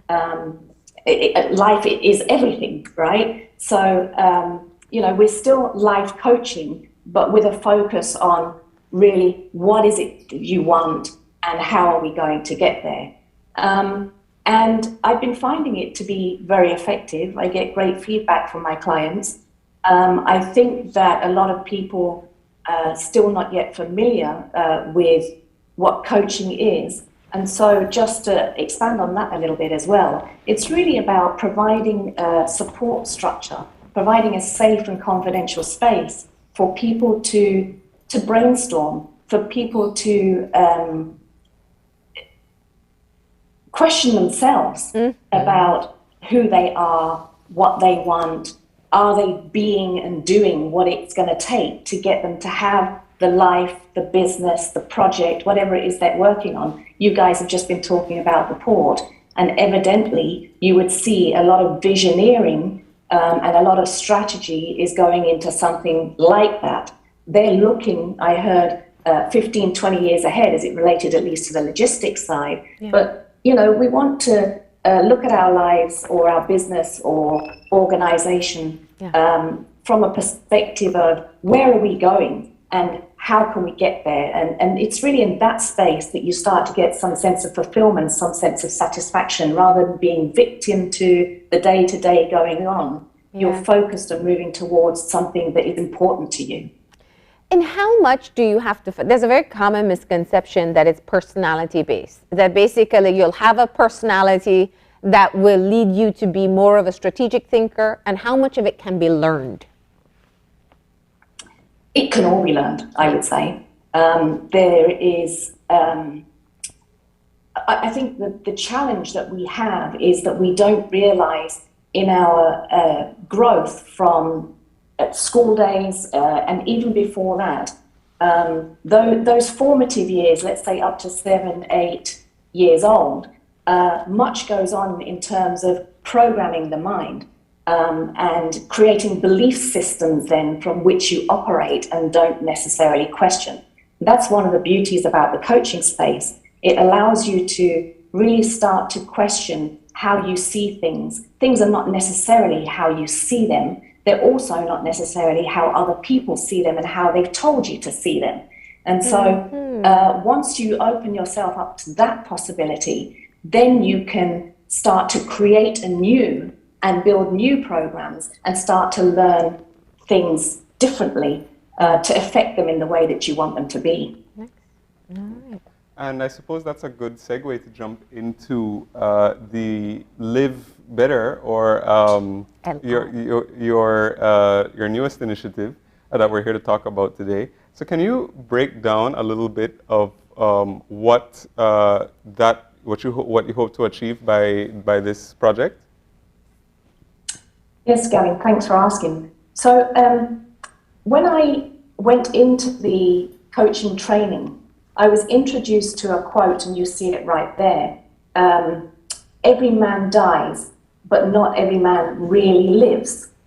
And that resonated with me, because going back to what I just shared about, let's say, mindsets, programmings, belief systems that we have inherited, if you like, over time, I was aware that indeed not every man really lives. And this word live started to feature heavily in my coaching world. And so I developed two acronyms, one that expresses my purpose as a coach, and that is to help people to lead, that's the L, lead themselves to innovate, visioneer, and expand their lives, right? So that is my purpose, to help people do that, lead themselves to innovate, visioneer, and expand their lives. And then in the coaching program, one of the course requirements is to develop your own coaching model, basically a framework within which you would support people as a coach. But this coaching model is applicable for people to just follow the 4-step process for themselves. You don't necessarily need a coach. And so the acronym then LIVE here stands for listen, investigate, value, and embrace. And it's a 4-step process to listen to yourself. Look, nobody knows themselves better than themselves. So it's really to start to ask yourself some key questions about what it is that you want, to identify and clarify your goals. Yeah. And also, you see there that we're talking about give yourself the freedom to explore without judgment or limitations. This is referring to what I've already spoken about, which is the programs, the mental programs, the mindsets that you have. Try to put them down and not look at what it is that you want and how you want to get there through the eyes of what you have already experienced. Try to look at them afresh, and which is also why I talk about being open to new and old ideas, because sometimes we've dismissed an old idea, but we've been looking at it through the lens of limitation. So an old idea could actually become something new to help you achieve what it is that you want. If you're willing to say, what are the possibilities, as opposed to, I've already looked at that and I know that that won't work. And maybe it's just the time. Maybe it's the time now for that old idea that you couldn't have pursued before.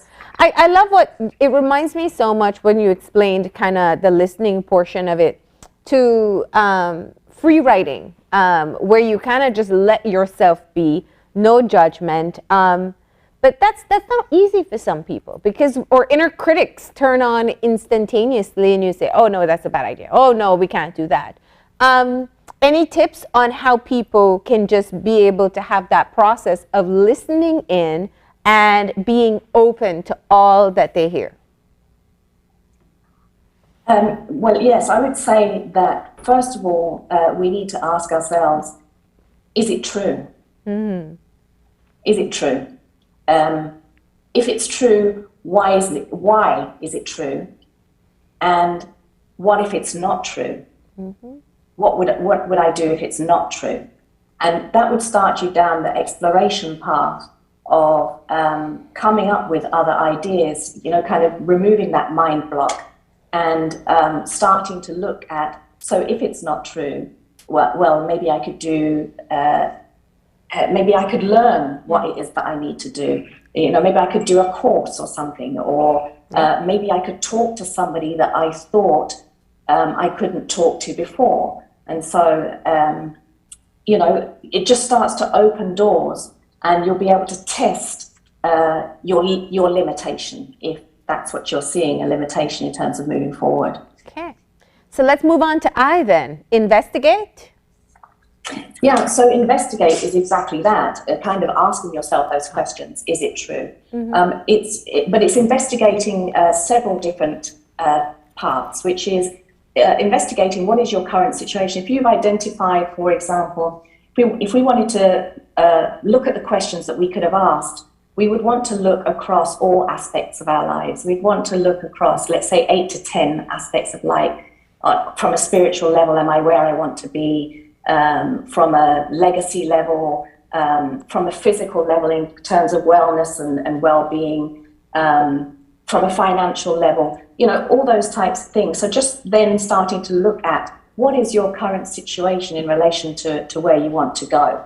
And just kind of, you said free writing, just get that down. In my previous slide, I talk about writing, and then I also talk about reading it out aloud to yourself. Because if you're going to do this by yourself, you see, in the coaching space, you would be articulating to, in a judgment-free space, to somebody else, these ideas and these thoughts and these limitations. And the coach would be able to ask you things like, is that true? And what if it were not true, for example? So, you know, once you write down your answers, if you speak them aloud, it really gives you an idea, an opportunity to hear yourself. And many of my clients talk about that. How beneficial at the end of a session it has been to hear themselves either express limitations and then realize that it's just a perception, not necessarily a reality, or even to realize new things that they hadn't allowed themselves to see before because they just hadn't asked the questions. So when you start to speak aloud, you can hear it differently.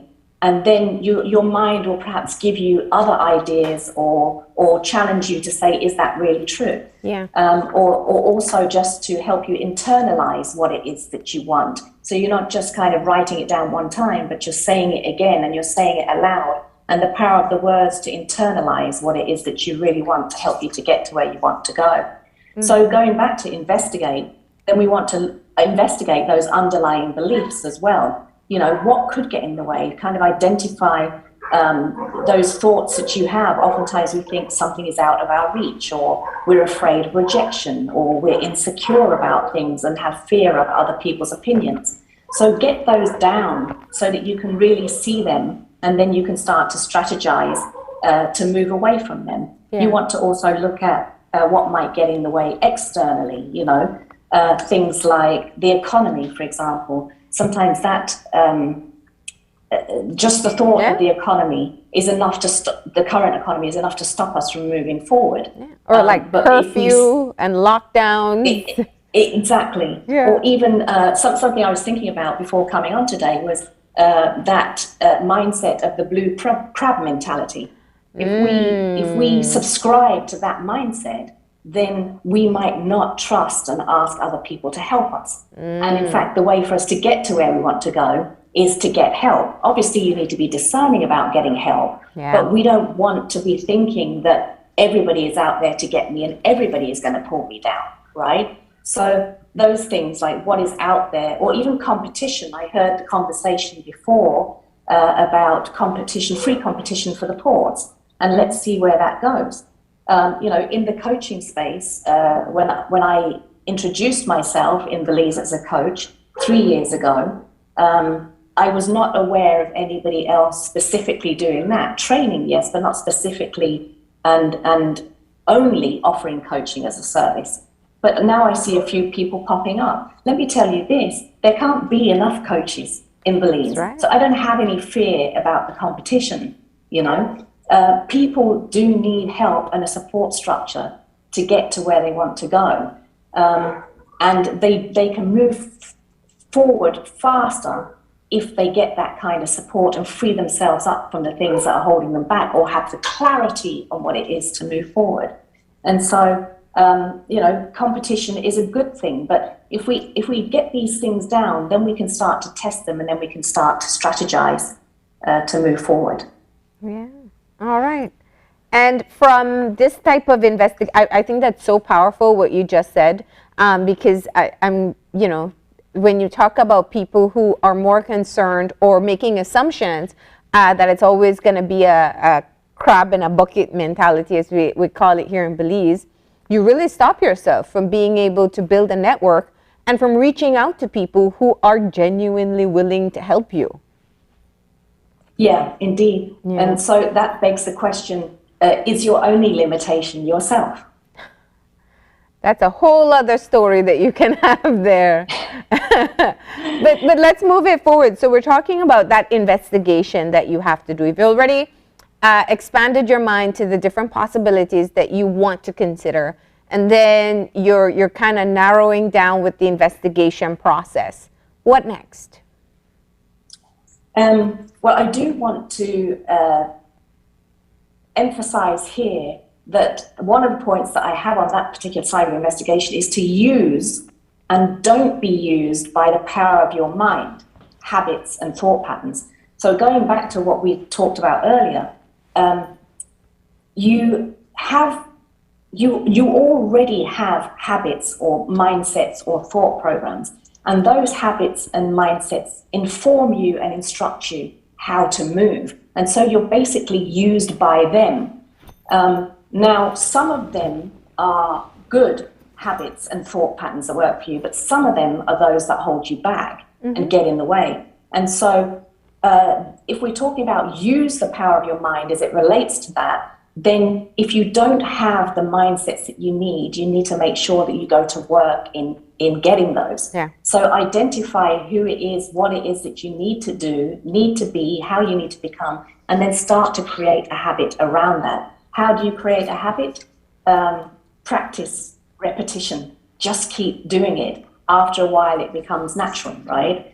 And so taking it then to the next phase of the process, the V in the acronym LIVE is value the process. Look, if you value something, if you value someone, you do something with it or you do something with them, right? So if we're saying this is the process to listen and investigate, then do something with it. And what do? You create an action plan. You set yourself priorities, timelines, milestones, measurements. Why do you do that? So that you can monitor and track yourself, and that you can have a plan to at least begin to follow. And then you also need to look at who can help you with it, who can help provide accountability structure around your goals, and who can help you with encouragement, and also what systems do you need? If it's something you need to do within a specific timeline, then the system you might need is a schedule. If you have physical and health goals, maybe you want a Fitbit. If you want to improve your financial position, maybe you want a budgeting app, or maybe you want to get access to online banking. Maybe you want a gym membership or a Bible study group if you want to work on your spiritual side of life, So what systems are available or needed? And when you put this together, this kind of structure helps you to liberate just from the thinking of the limitations, the unhelpful thought patterns, and helps you to expand your mind to believe that, in fact, your goals are achievable, and now you're creating a plan to do it, and you're valuing listening to yourself and having investigated what might hold you back, what you need to do forward, and then creating a plan. And then we move on to E. E, which is embrace the process. I say embrace the process in two ways. The first way is to celebrate and appreciate and acknowledge your wins. When you have this plan, when you have the clarity, and you begin to build the confidence to move forward with it, then celebrate, acknowledge yourself for taking control and for directing your life and starting to create it in a way that you want it to be. Celebrating and appreciating it is really just encouraging yourself. It's keeping yourself motivated. And let's face it, there's nothing like progress to gain momentum. So you want to celebrate that. And then I say make it a lifestyle practice. So the embracing is embracing the process. That as you move forward and you start to achieve some of your goals, aspire for more. In fact, it's natural for you to aspire for more. You'll see more. So it's basically cyclical. You go around again and you start to listen to yourself. You start to investigate again and then create your plan. And it's just a lifestyle practice. So I say embrace the model, which is live, listen, investigate, value, and embrace. And what is that doing? That is leading yourself to innovate, visioneer, and expand your life. Nice. And, I think this is such a great thing, and great advice to live by. So, I guess we've been speaking about this, but if you could maybe describe in a nutshell, or, somebody who participates and receives this coaching, especially in relation to this program, what would be, do you think, like the biggest takeaway and the biggest benefit that people would take into their lives? Honestly, I would say that it is clarity in creating something anew and recognizing that the way that you've seen life through the eyes of limitation and through the eyes of challenge is not necessarily true. And there's a whole world of possibility out there for you. And I think that that would be a common takeaway that I hear from my clients. It's that, I never allowed myself to think this is possible, and now I'm living it. Yeah. Because the mindset matters. And I don't know, I mean, a whole other conversation is diving into where we went from children who dream to adults who restrict. And I know that there can be blame all around as to how we made that shift. But, if you were to tell people, perhaps, even if they don't go through this whole process that you just explained, which, I definitely encourage people to do so. But if they were to change one thought process today to help them become, be on a better path towards having and establishing and wanting to establish that vision, what would that be? What would be one mindset shift that you could tell the public? I would say, going back to the idea of questioning, just asking yourself, what is it you want? Get into the habit of looking at everything that you do in the form of, what do I want from this? So it would be having a vision for everything. So we can talk about a huge vision, an overarching vision for life, but what is the outcome you want? Let's say, for example, what is the outcome that you want from being on Open Your Eyes this morning? Yeah. For me, I wanted to bring awareness to the fact that we can live better, right? And so, and this is a tool that I'm offering to help people to live better. And so I'm hoping that I have gone some way to achieving that goal for this particular session today, right? I see that you put the slide up there and it says, if we can accept that reality is constructed, then why not take control and construct your life? Felicia Law was a coach supervisor in the training that I did. And it's exactly that. Construct your life every step of the way. What is it that you want out of today? What is it you want out of next week, this month, the next year? And so I would say the mindset shift is have that vision. And if you remember the last time you invited me on, we talked about the transformational power of a compelling vision. Yes. And so it's really to consider what is it that you want and have a vision for your life or just a vision for the particular thing you're working on for the day? What outcome do you want? What results are you looking for? I'm so glad you said that, because if people really get daunted by the idea of the macro picture, if they're thinking, oh, this is too large for me to endeavor, if you start that practice with just, what do I want out of this conversation? What do I want out of this meeting or this engagement? It really does help you to reach the goal that you want. The final quote that you had there, I think you said that your clients realize that they can be able to achieve things they never thought were possible. What's the point where you realize that they're making that shift? Well, you know, it's different for everybody, of course, because some people are already successful. Well, I think everybody is successful in terms of different achievements that they made in life. So even that is kind of relative to your perspective, right?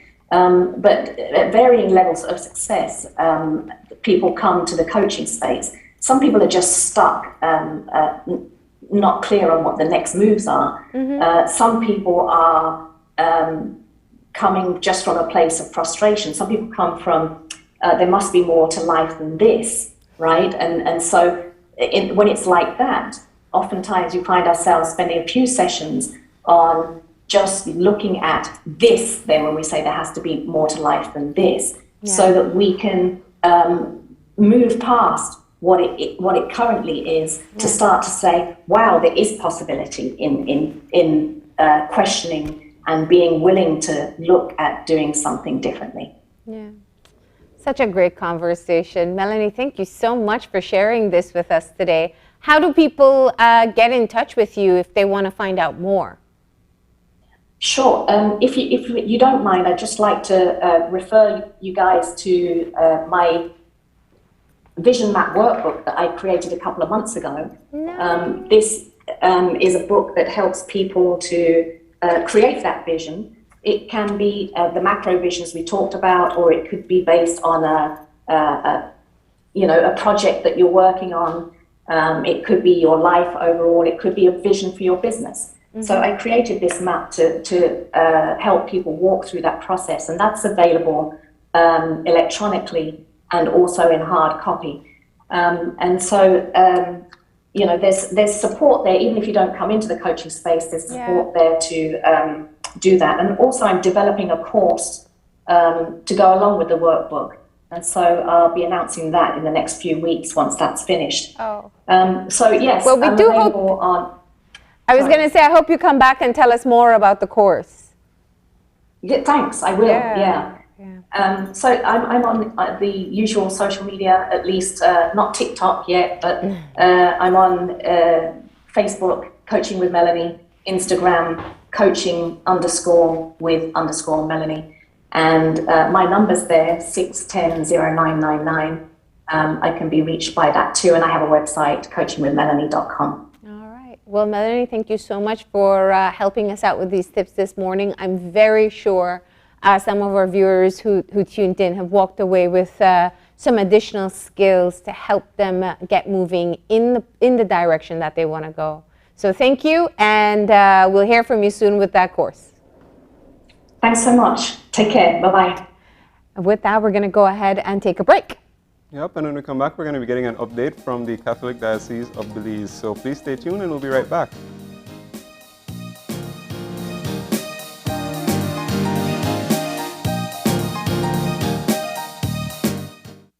The continued fight against COVID-19 requires the continued practice of public health measures across all sectors and in every community.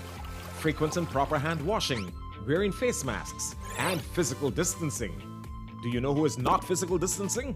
The Aedes aegypti mosquito. Did you know that dengue is the most common mosquito-borne viral disease in the world? So let's get to work. Use window and door screens to keep mosquitoes out. Change the water in vases and scrub inside surfaces to remove mosquito eggs. Avoid using saucers with potted plants to prevent collection of water. Securely cover water barrels and drums with mosquito netting and properly fitted covers. Scrub the inside walls of water barrels and drums with detergent 1 to 2 times per week. Walk around the outside of your home and remove or overturn containers that can collect water and become breeding sites. Mosquitoes only need a small amount of water to lay their eggs. Remove unwanted cans, bottles, buckets, or used tires. Other items still in use must be properly stored in covered areas to avoid water settling in them.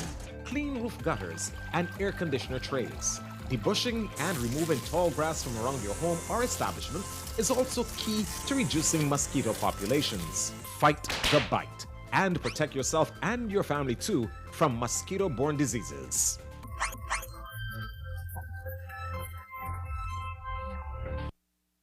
My name is Dr. Gabriela Guerra. I am the wife of Dr. Kevin Rafael Guerra and sister-in-law of Dr. Kenneth Raul Guerra. Both of them passed due to COVID complications on December of 2020. My husband was the first one lose this battle on December 12th, and 18 hours later, my brother-in-law Kenneth passed away also. My husband and my brother-in-law, they was a troublemakers, double trouble. They had a lot of friends there and make a jokes and everything every time. They never take us seriously, nothing. They was very generous people, very compromised with their career. We share a lot of good times and memories that actually fill my heart, no? And I live from my memories and the time we share together. The worst thing about lose a loved one, no, due to the COVID, is your loved one be alone, admitted at a hospital, without you, without your cares. You can say bye, you can give the last kiss, you can give the last hug. And that's very painful. I think that's the worst thing. I miss the guy shared with me 12 years of my life, the best ones.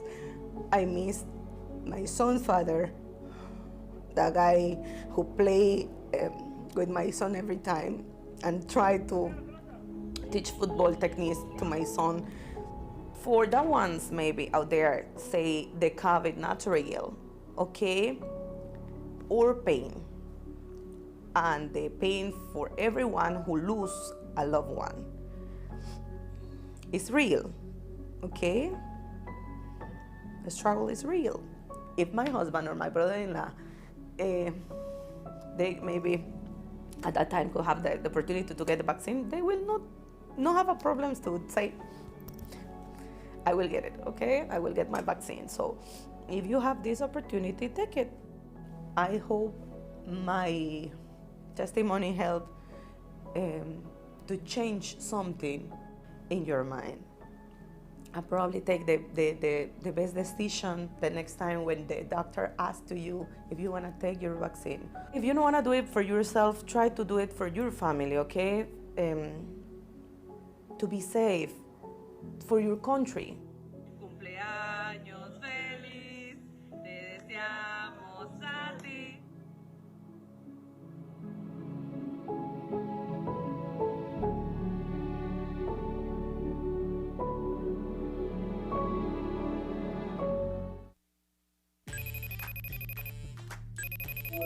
Hey son, how was your first day at sixth form? Really cool. It was great to see my friends, and I really love my teachers. I'm so happy to hear that. I'm sorry I wasn't there for your first day, but I'll be back from Corozal next week. It's okay, Dad. I can't wait to see you. Oh, and please remember, I still have some books I need to purchase. Ah, yes. Let me e-cash you that right now.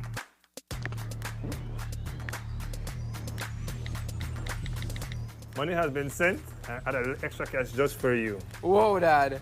Thanks. Got it. You're welcome, sir. Download the eCash app today and take your first step into a cashless lifestyle. For more information, visit www.e-cash.com or contact us via WhatsApp at 613-0257. eCash, the future is here.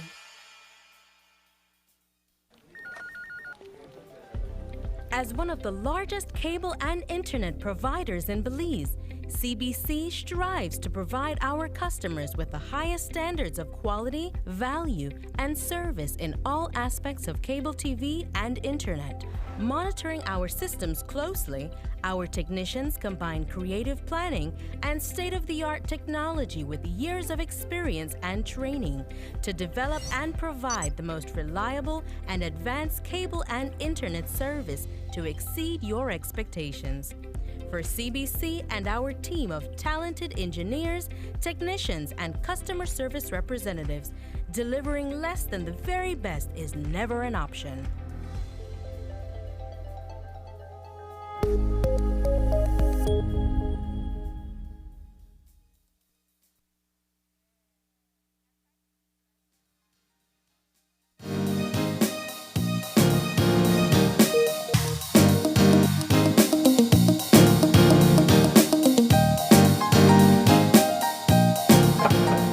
And we're back. Yep, and if you're joining us now, we're just getting our third and final conversation for this morning started, and we're getting an update from the Roman Catholic Diocese of Belize, and we're talking about the upcoming synod. And joining us for this conversation, we have Abel Vargas, who is the co-chair from the Pastoral Life Commission, as well as Father Scott Giuliani, who is the chairperson of the synod committee. Good morning.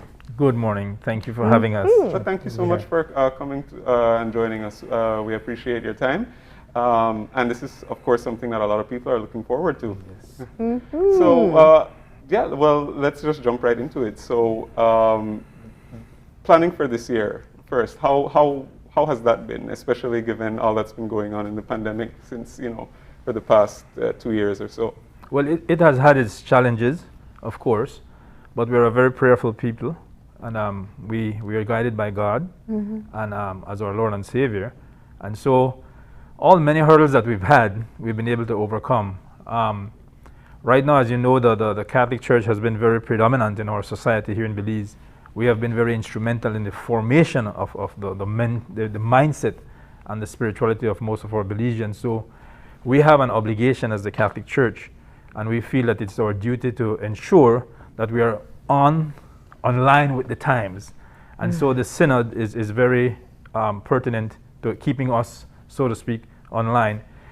It's not that we are rethinking anything or that we are reinventing anything. The church does not need to be reinvented. The church just needs to streamline to be sure that it's walking with its people and addressing the issues of our people. Father Scott here could tell you a little more about what the synod is really about, because he's actually the chair. He's the man at the helm, so to speak. I'd love to start there. If you could just help us understand what it is. But not only that, why? What's the purpose? Okay. First of all, the what? First of all, that word, synod. What is that? It comes from two Greek words, synhodos, which has the connotation of walking together, journeying together. And so this is very much the nature of the church. St. Augustine, a church father years ago, he had coined this phrase about the church. The church is ever ancient and ever new. So you have the one unchanging gospel of Jesus Christ coming in to the hearts of all people who are living in changing times and cultures and diversity. And so this dynamic has always been there. And so the first 1,000 years of the church, now the Catholic Church has 2,000 years of history. So the first 1,000 years of the church, there were many synods. The successors of the apostles, the bishops would come together and discuss an issue or a topic or clarify their understanding of things. Through what? Dialogue, listening, discernment. And there was always in the beginning, they call this term the sensus fidei, the sensus of the faith. And so you have the leaders of the church, but the sensus fidei is the truths of the gospel that remain in the hearts of the people. And so there's always this combination with the hierarchy and the people on the ground in dialogue and discernment of the Holy Spirit to find out how God's speaking and moving. And so the synods were many of them. The Bishop of Rome, the Pope, didn't sit on all of them. If there was a heresy or there's a new idea, he would come in. But then that was a part of the first 1,000 years. Second 1,000 years it stopped. And Vatican II last year, they opened it up again. And so we have synods on the new evangelization, the family, youth. And this one, the theme is the synodal church, communion, participation, and mission. So this is, the Pope Francis has chosen the identity of the church itself. And so how do we as a church move with his people? And this is where you're speaking to. How can we go out and listen to the people? How can we discern? How can we encounter? Right now, I feel there's sometimes an isolation out there. You know, an isolation, a fear, and it's precisely this time that the Holy Spirit is moving out right now, and is reaching us. You know, to precisely listen to the times that we're living in. Yeah. So it's almost, if we were to simplify it to something that people experience more often, it's like a consultation. But I want to be cautious in saying it's not where you may make effect a change, but at least have your thoughts, concerns, wishes be heard. How I try to use the term is the spiritual exercise, really. Is where you come together as someone analogy, it's like a family reunion. We're all one family, you come together, you may have a little tension with this person or tension with that person, but you hash it out and you are edified. You grow, and then more consultation is a part of the process, but very, as Abel pointed out, we're believers. And so the Holy Spirit's moving, and that word discernment, it's a little bit different than investigation. I think discernment, it's listening to God who's at work, who has the plan, both for our lives and for our community, who wants to guide us. Yeah, rather than using the word consultation, we think it's a sharing. Okay. It's a faith sharing. So even though we may come to our people with questions, it's really thought starters, so to speak, and to trigger some kind of back and forth in terms of spirituality. It's not having a list that you check off. Oh, this is what we need. This is what no. How do we come together as a church, and we help each other, support each other, and we grow in our faith?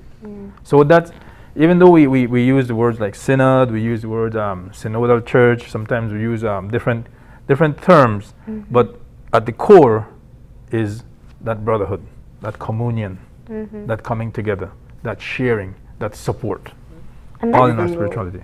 Yeah, and even though I would imagine that this is something that you'd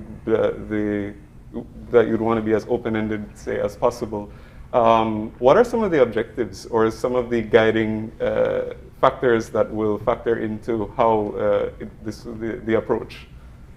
At the core of what we do in the synod is to learn from our church what they need and how we can nurture that. That's what it's all about. The synod should be, we had intended that the synod should be timely every 10 years, but we haven't had a synod here for the past 30 years. As you may know, the past 20 years have been very challenging in Belize, and there's been a lot of changes and a lot of tension. And the church has been trying its best with all the challenges to keep focus. And so this is a good time right now to come back and to realign ourselves, so to speak, with what what our people really do need. And to know that, we have to consult.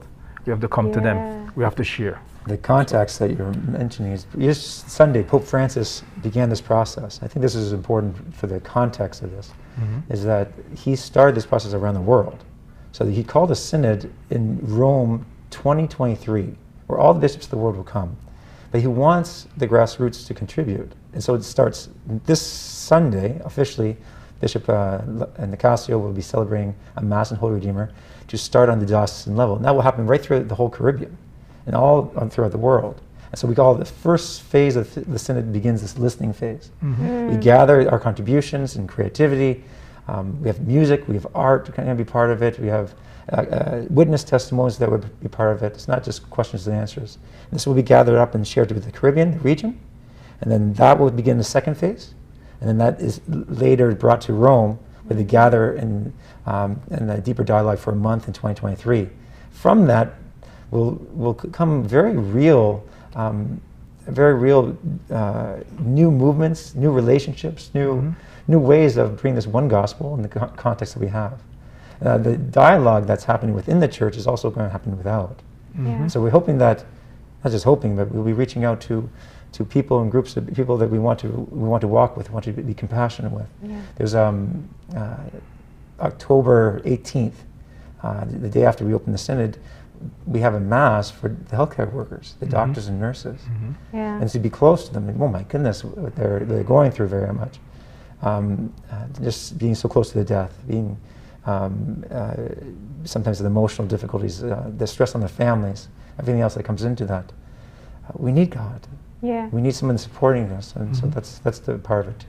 This is such an interesting time for this to be taking place for several reasons. You know, Abel, as you mentioned, the idea of communion coming together.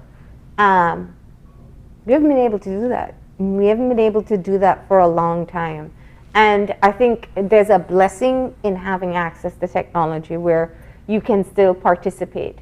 But the participation has changed. And my question is, you know, will we ever want to go back to what it was before the pandemic? There's all this talk of pre-pandemic. I think we should perhaps adjust minds to what will be the post-pandemic era.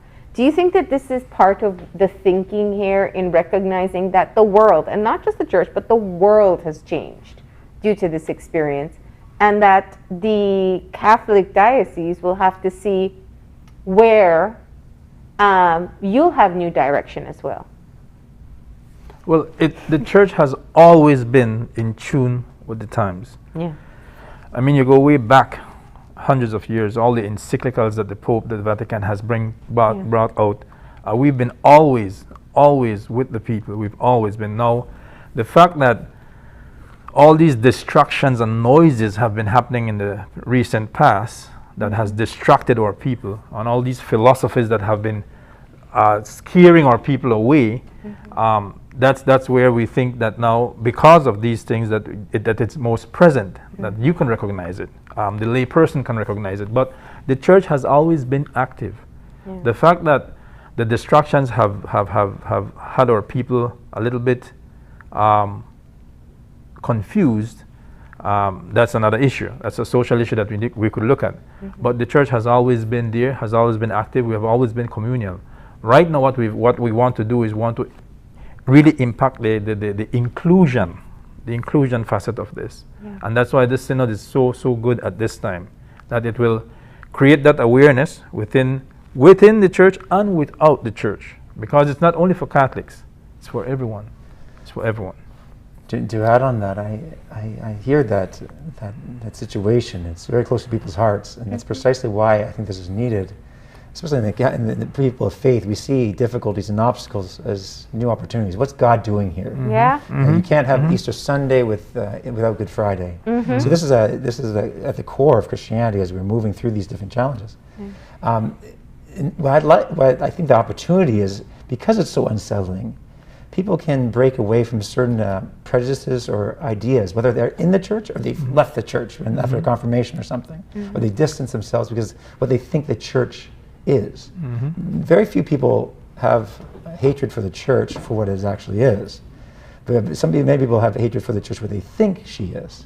And I think that's where the opportunity lies in this time, where we can look afresh at things that perhaps we thought we knew, but we get with new eyes, new hearts, an openness that can be an encounter. You just spoke about participation and how we're separate. Maybe before the pandemic, we weren't as close as we thought. You can have people in the same room and not have communion. You can have togetherness, and in social media, you can have 5,000 Facebook friends and be very lonely. You know, and so the communion that the church brings and calls us to is a communion in Christ, is something that has great depth. Like the monk that's praying on the side of the mountain, he may be alone, but he's not lonely. And so I think this time, that message, people will be more open to perhaps experience a deeper participation, which begins an encounter. Encountering someone, the Pope uses the terms, we need a culture of encounter. And sometimes we just say, oh, that's the person. You see in marriages sometimes, oh, he'll never change, or she's this way. And we can live on the same roof and not encounter one another, you know? But how much does that help when you're counseling a troubled marriage? We start listening to the other person again. And you just, and then that opens to understanding and maybe forgiveness and reconciliation, and it brings new hope. Exactly. So let's move into the hows. Sure. How do you have this event? How do you bring people in to participate, to share their thoughts, What's the plan?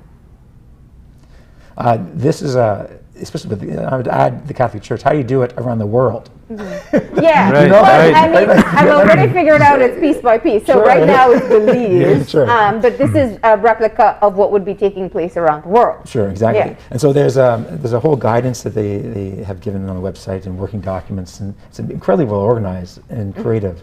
And so, but the church has a very good structure, but it leads all kinds of freedom. It has a Okay. universal truth, but it protects freedom of conscience and that's the desire and creativity, and because the dignity of the human person. So in like manner, in November, December, that's when these smaller group gatherings will happen. Within smaller groups are much more intimate. Within the structures that we have 113 primary schools. We have numerous Catholic schools, there's tertiary level schools. We have the parish setting. How many Catholic churches are there across the country? Oh my goodness, The church itself, it's about a little over 100. Mhm. But in terms of parishes, we have 12 settled parishes. But yes, we are very much spread out.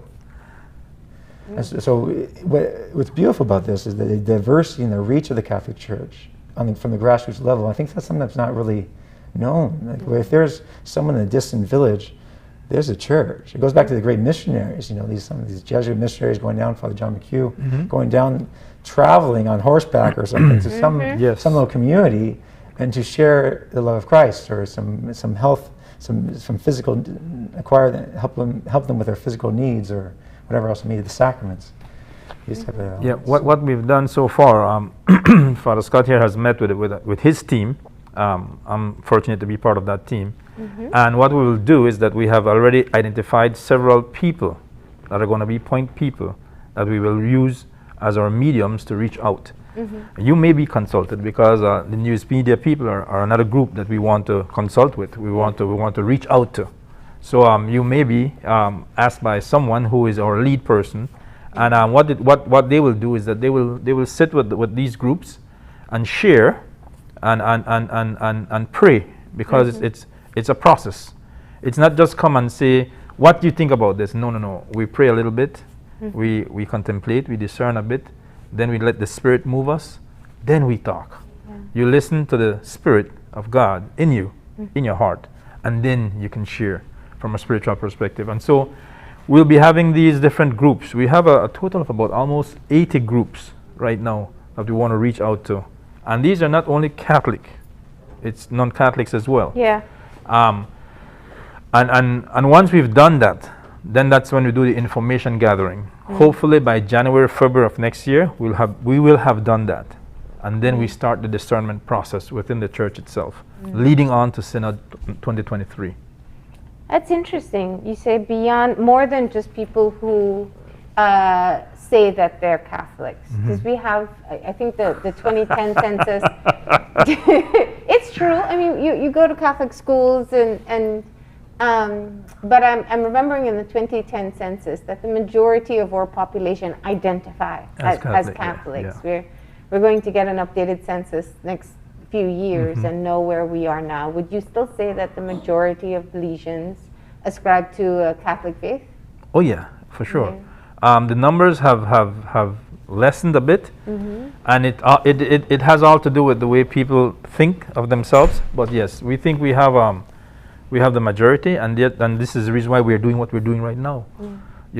As the majority, so to speak, we have an obligation to be the people who lead in service, and the whole coming together, process. And so this synod is part of the reason why we're doing that.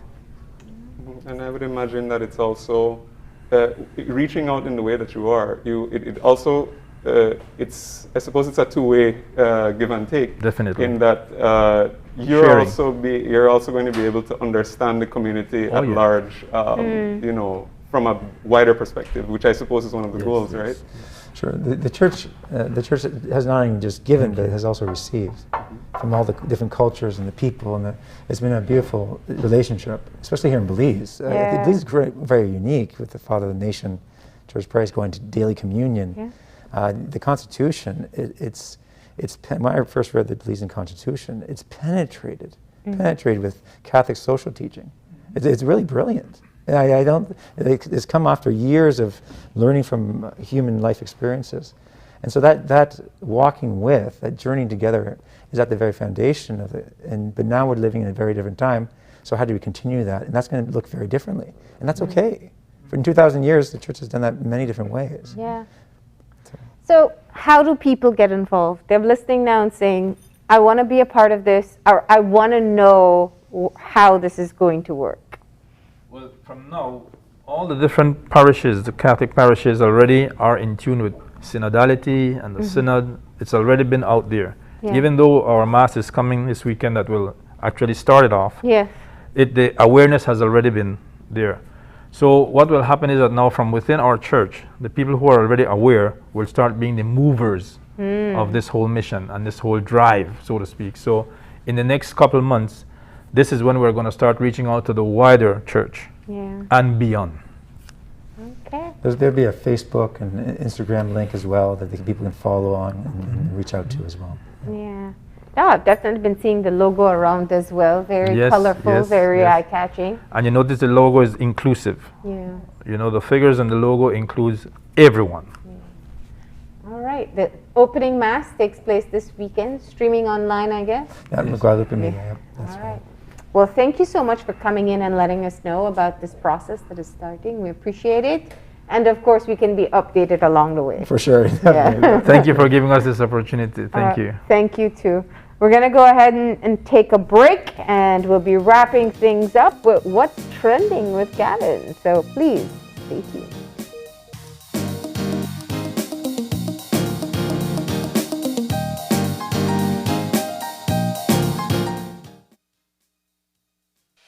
The Social Security Board, in collaboration with the Labor Department, takes this opportunity to remind insured persons of the requirements for compensation when on sick leave. Any employee who has worked with an employer for at least 2 months is entitled to 16 working days of sick leave with full pay every year. This is how it works. Upon approval of a sickness or injury benefit claim by SSD, 80% of the employee's weekly insurable earnings is paid as a Social Security benefit, and the difference in the employee's salary is paid by the employer. This is to ensure that the employee does not suffer any loss of wages when ill. After 16 days, compensation for sick leave is paid as a Social Security benefit only. Some conditions apply. This message is brought to you by the Social Security Board and the Labor Department. Social Security Board, safeguarding you, your family, your future. Imagine going through your entire day without the burden and risk of carrying cash on you. Belize's shift to digital wallets has begun. With eCash, we can now skip the cash when collecting money or paying for our essentials, all while using a fast, easy, and secure platform. Simply add funds to your wallet via bank transfer or at an agent, and you're good to go. You will be able to make quick, easy payments simply by scanning QR codes. And best of all, it all happens just like that. Payments are as easy as clicking a link online or scanning a QR code. Download the eCash app from the Google Play and Apple App Store today and take your first step into a cashless lifestyle. The future is here with eCash. For more information, visit www.e-cash.com or contact us via WhatsApp at 613-0257 to find out more.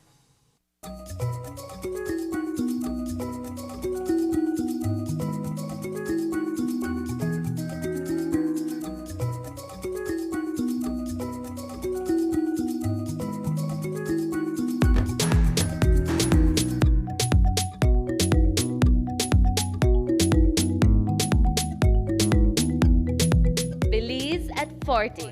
Hopeful hearts, steady hands, together we rise.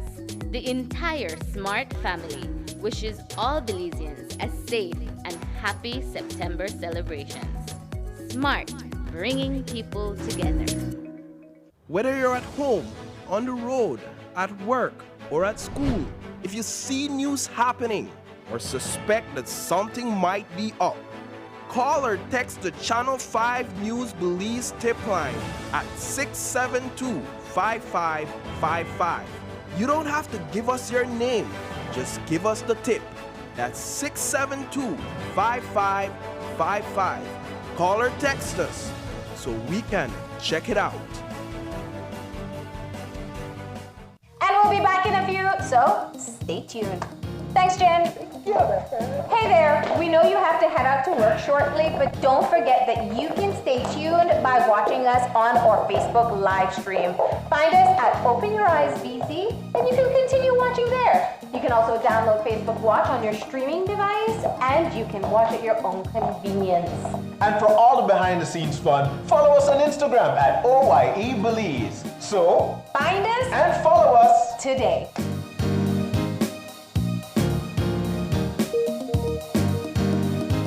When someone you love becomes a memory, the memory becomes a treasure.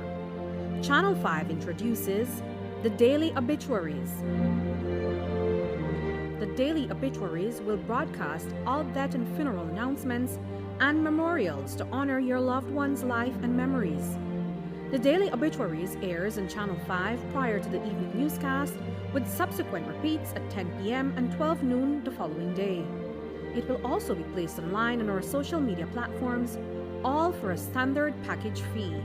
Celebrate their lives and memories with Channel 5's Daily Obituaries. Honor in life and reverence in death. Great Belize Productions Channel 5, proud winner of 5 Caribbean Media Awards for 2019 and 2020. Best Television News Item, Best Responsible Coverage of Children's Issues, Best Health Education Journalism, Best Television Commercial Spot, and the People's Choice Award, with special mention by the jury in the Best Television News Item category.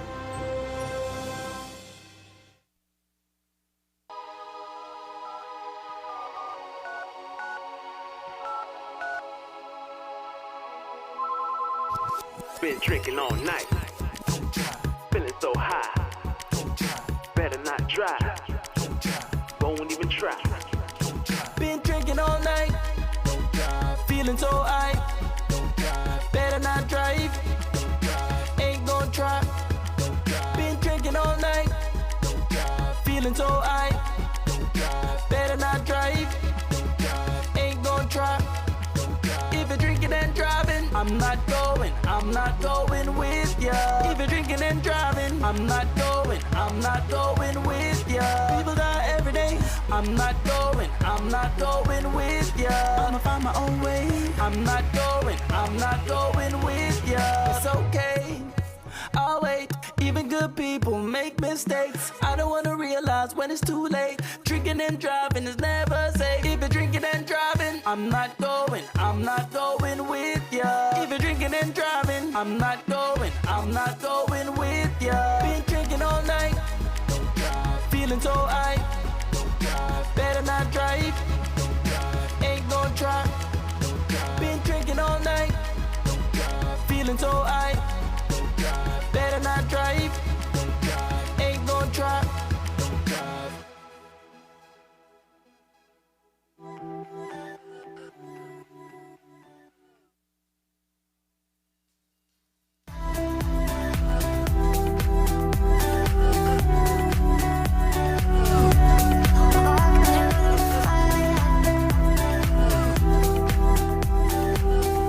And we are back. And if you're joining us right now, we are just getting our show wrapped up. And of course, we like to end on a high note on Tuesdays, and we like to talk a little bit about what has been trending on social media, both in Belize and abroad.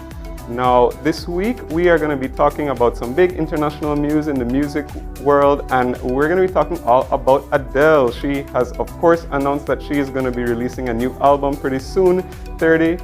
She had been, let's say, soft advertising for a few weeks, and we got some murmurs, but of course the album release was confirmed, and Adele has been on a pretty big media tour, and she's been on the cover. Well, she's been featured in both American and British Vogue. She's not only talking about her new music, but she's also, as you can see, got a new look. She's looking pretty great, as you can see. And everybody is, of course, waiting for the new album. Every album she releases tends to be a huge hit, and everybody's looking forward to the new one. Last week, she also gave a little bit of a preview on her Instagram, and she went live talking a little bit and answering some fun questions. She gave a tiny snippet of some of her new music, and she also was answering some fun questions. I would encourage you, some of the clips are floating around online. You can go on YouTube, you can go on Twitter or Instagram or whatever, you can see some funny clips. Adele, of course, if you've ever watched an interview with Adele, her personality is really big. It's really fun, it's really happy. So, you know, she has a reputation for singing kind of sad music, but she's absolutely not like that at all. She was super funny. And people were asking funny questions as well, engaging. They asked, you know, because she's British, they asked if she would do a duet with Peppa Pig. They asked her what her body count was. She said she didn't know what that was, but maybe she might have just been trying to play that off. But I am very excited for the Adele new album when it does get released. I'm sure lots of people are as well. The local karaoke community, I'm sure, is going to be extremely excited. And I can tell you for sure, as a former music teacher, like the grip that the song Someone Like You had on, let's say, everybody, that still lasts. So Adele, if for no other reason than the fact that people need new karaoke songs to sing, please release that album. I'm sure we're going to be getting a lot of hits from that. Now we can turn a little bit more locally, and we're still on the topic of music. We saw a lot of buzz on social media over the past week about the Honorable Shine Barrow, who has been abroad in the US recently and has been consulting a lot of big media figures. He's been, as you can see on the screen right now, one of the most things that made a lot of buzz on social media was that he met DJ Khaled. So we see them up here on the screen right now, We the Best, another one, all of that. But of course, we saw just now with DJ Khaled, he also presented him with some Belizean rum as well.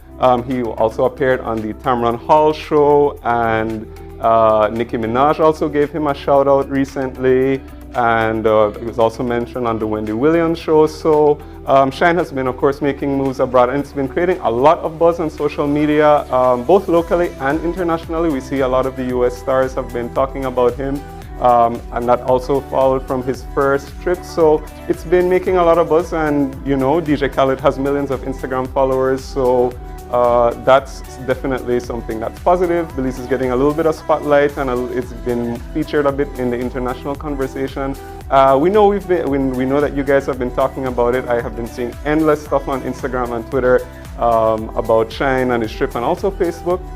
So we'll see what the fruits are that when he does come back, what if there's any developments that have been made, maybe anything that we can look forward to, but we'll know a little bit in the future. Perhaps we'll talk about it on the show. Maybe we'll have Shine on to discuss it. But of course, wanted to let you guys know about that because I know that you guys are talking about it on social media. And finally, one of the big things which has been circulating a lot is Miami Carnival was held this weekend in Florida. And a lot of Belizeans were there. Some flew out. Some Belizeans who were living in Miami and Florida were there. Of course, we've got lots of people on the screen, and we've got people proudly waving their flags, dancing. Now, I don't know about you, but we just came out of September, so looking at these pictures does make me kind of jealous. There's my friend Demi. Just being able to jump and dance and being in that carnival setting is, of course, something that I miss.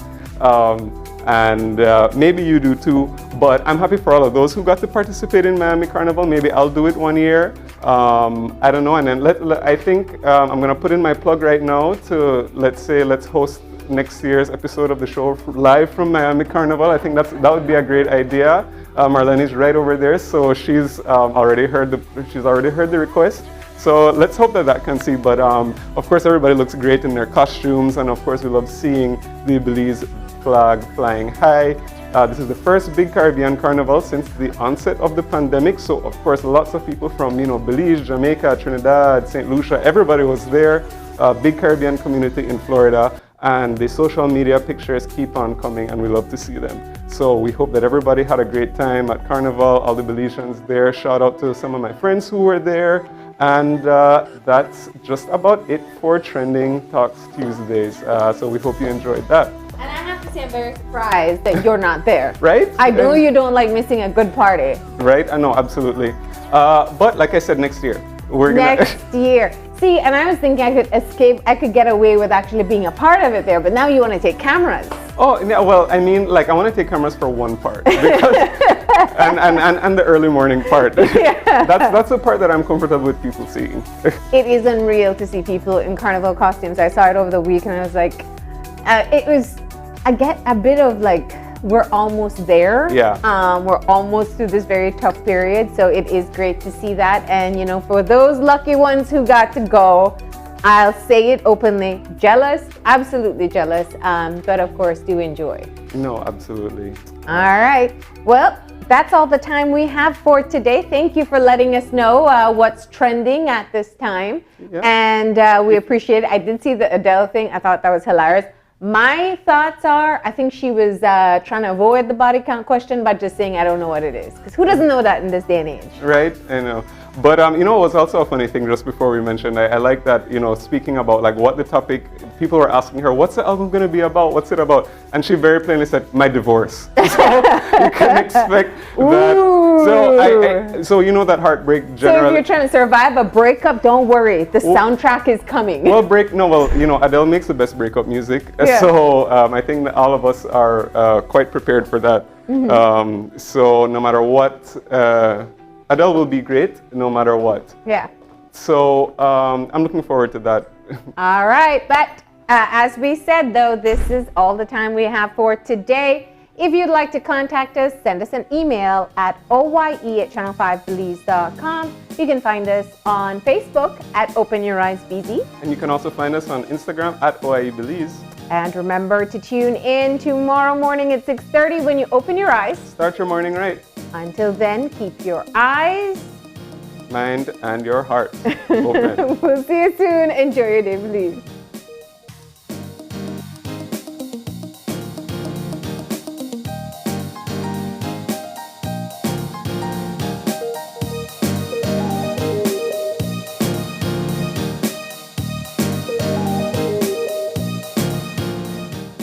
Open Your Eyes was brought to you by the Belize Bank.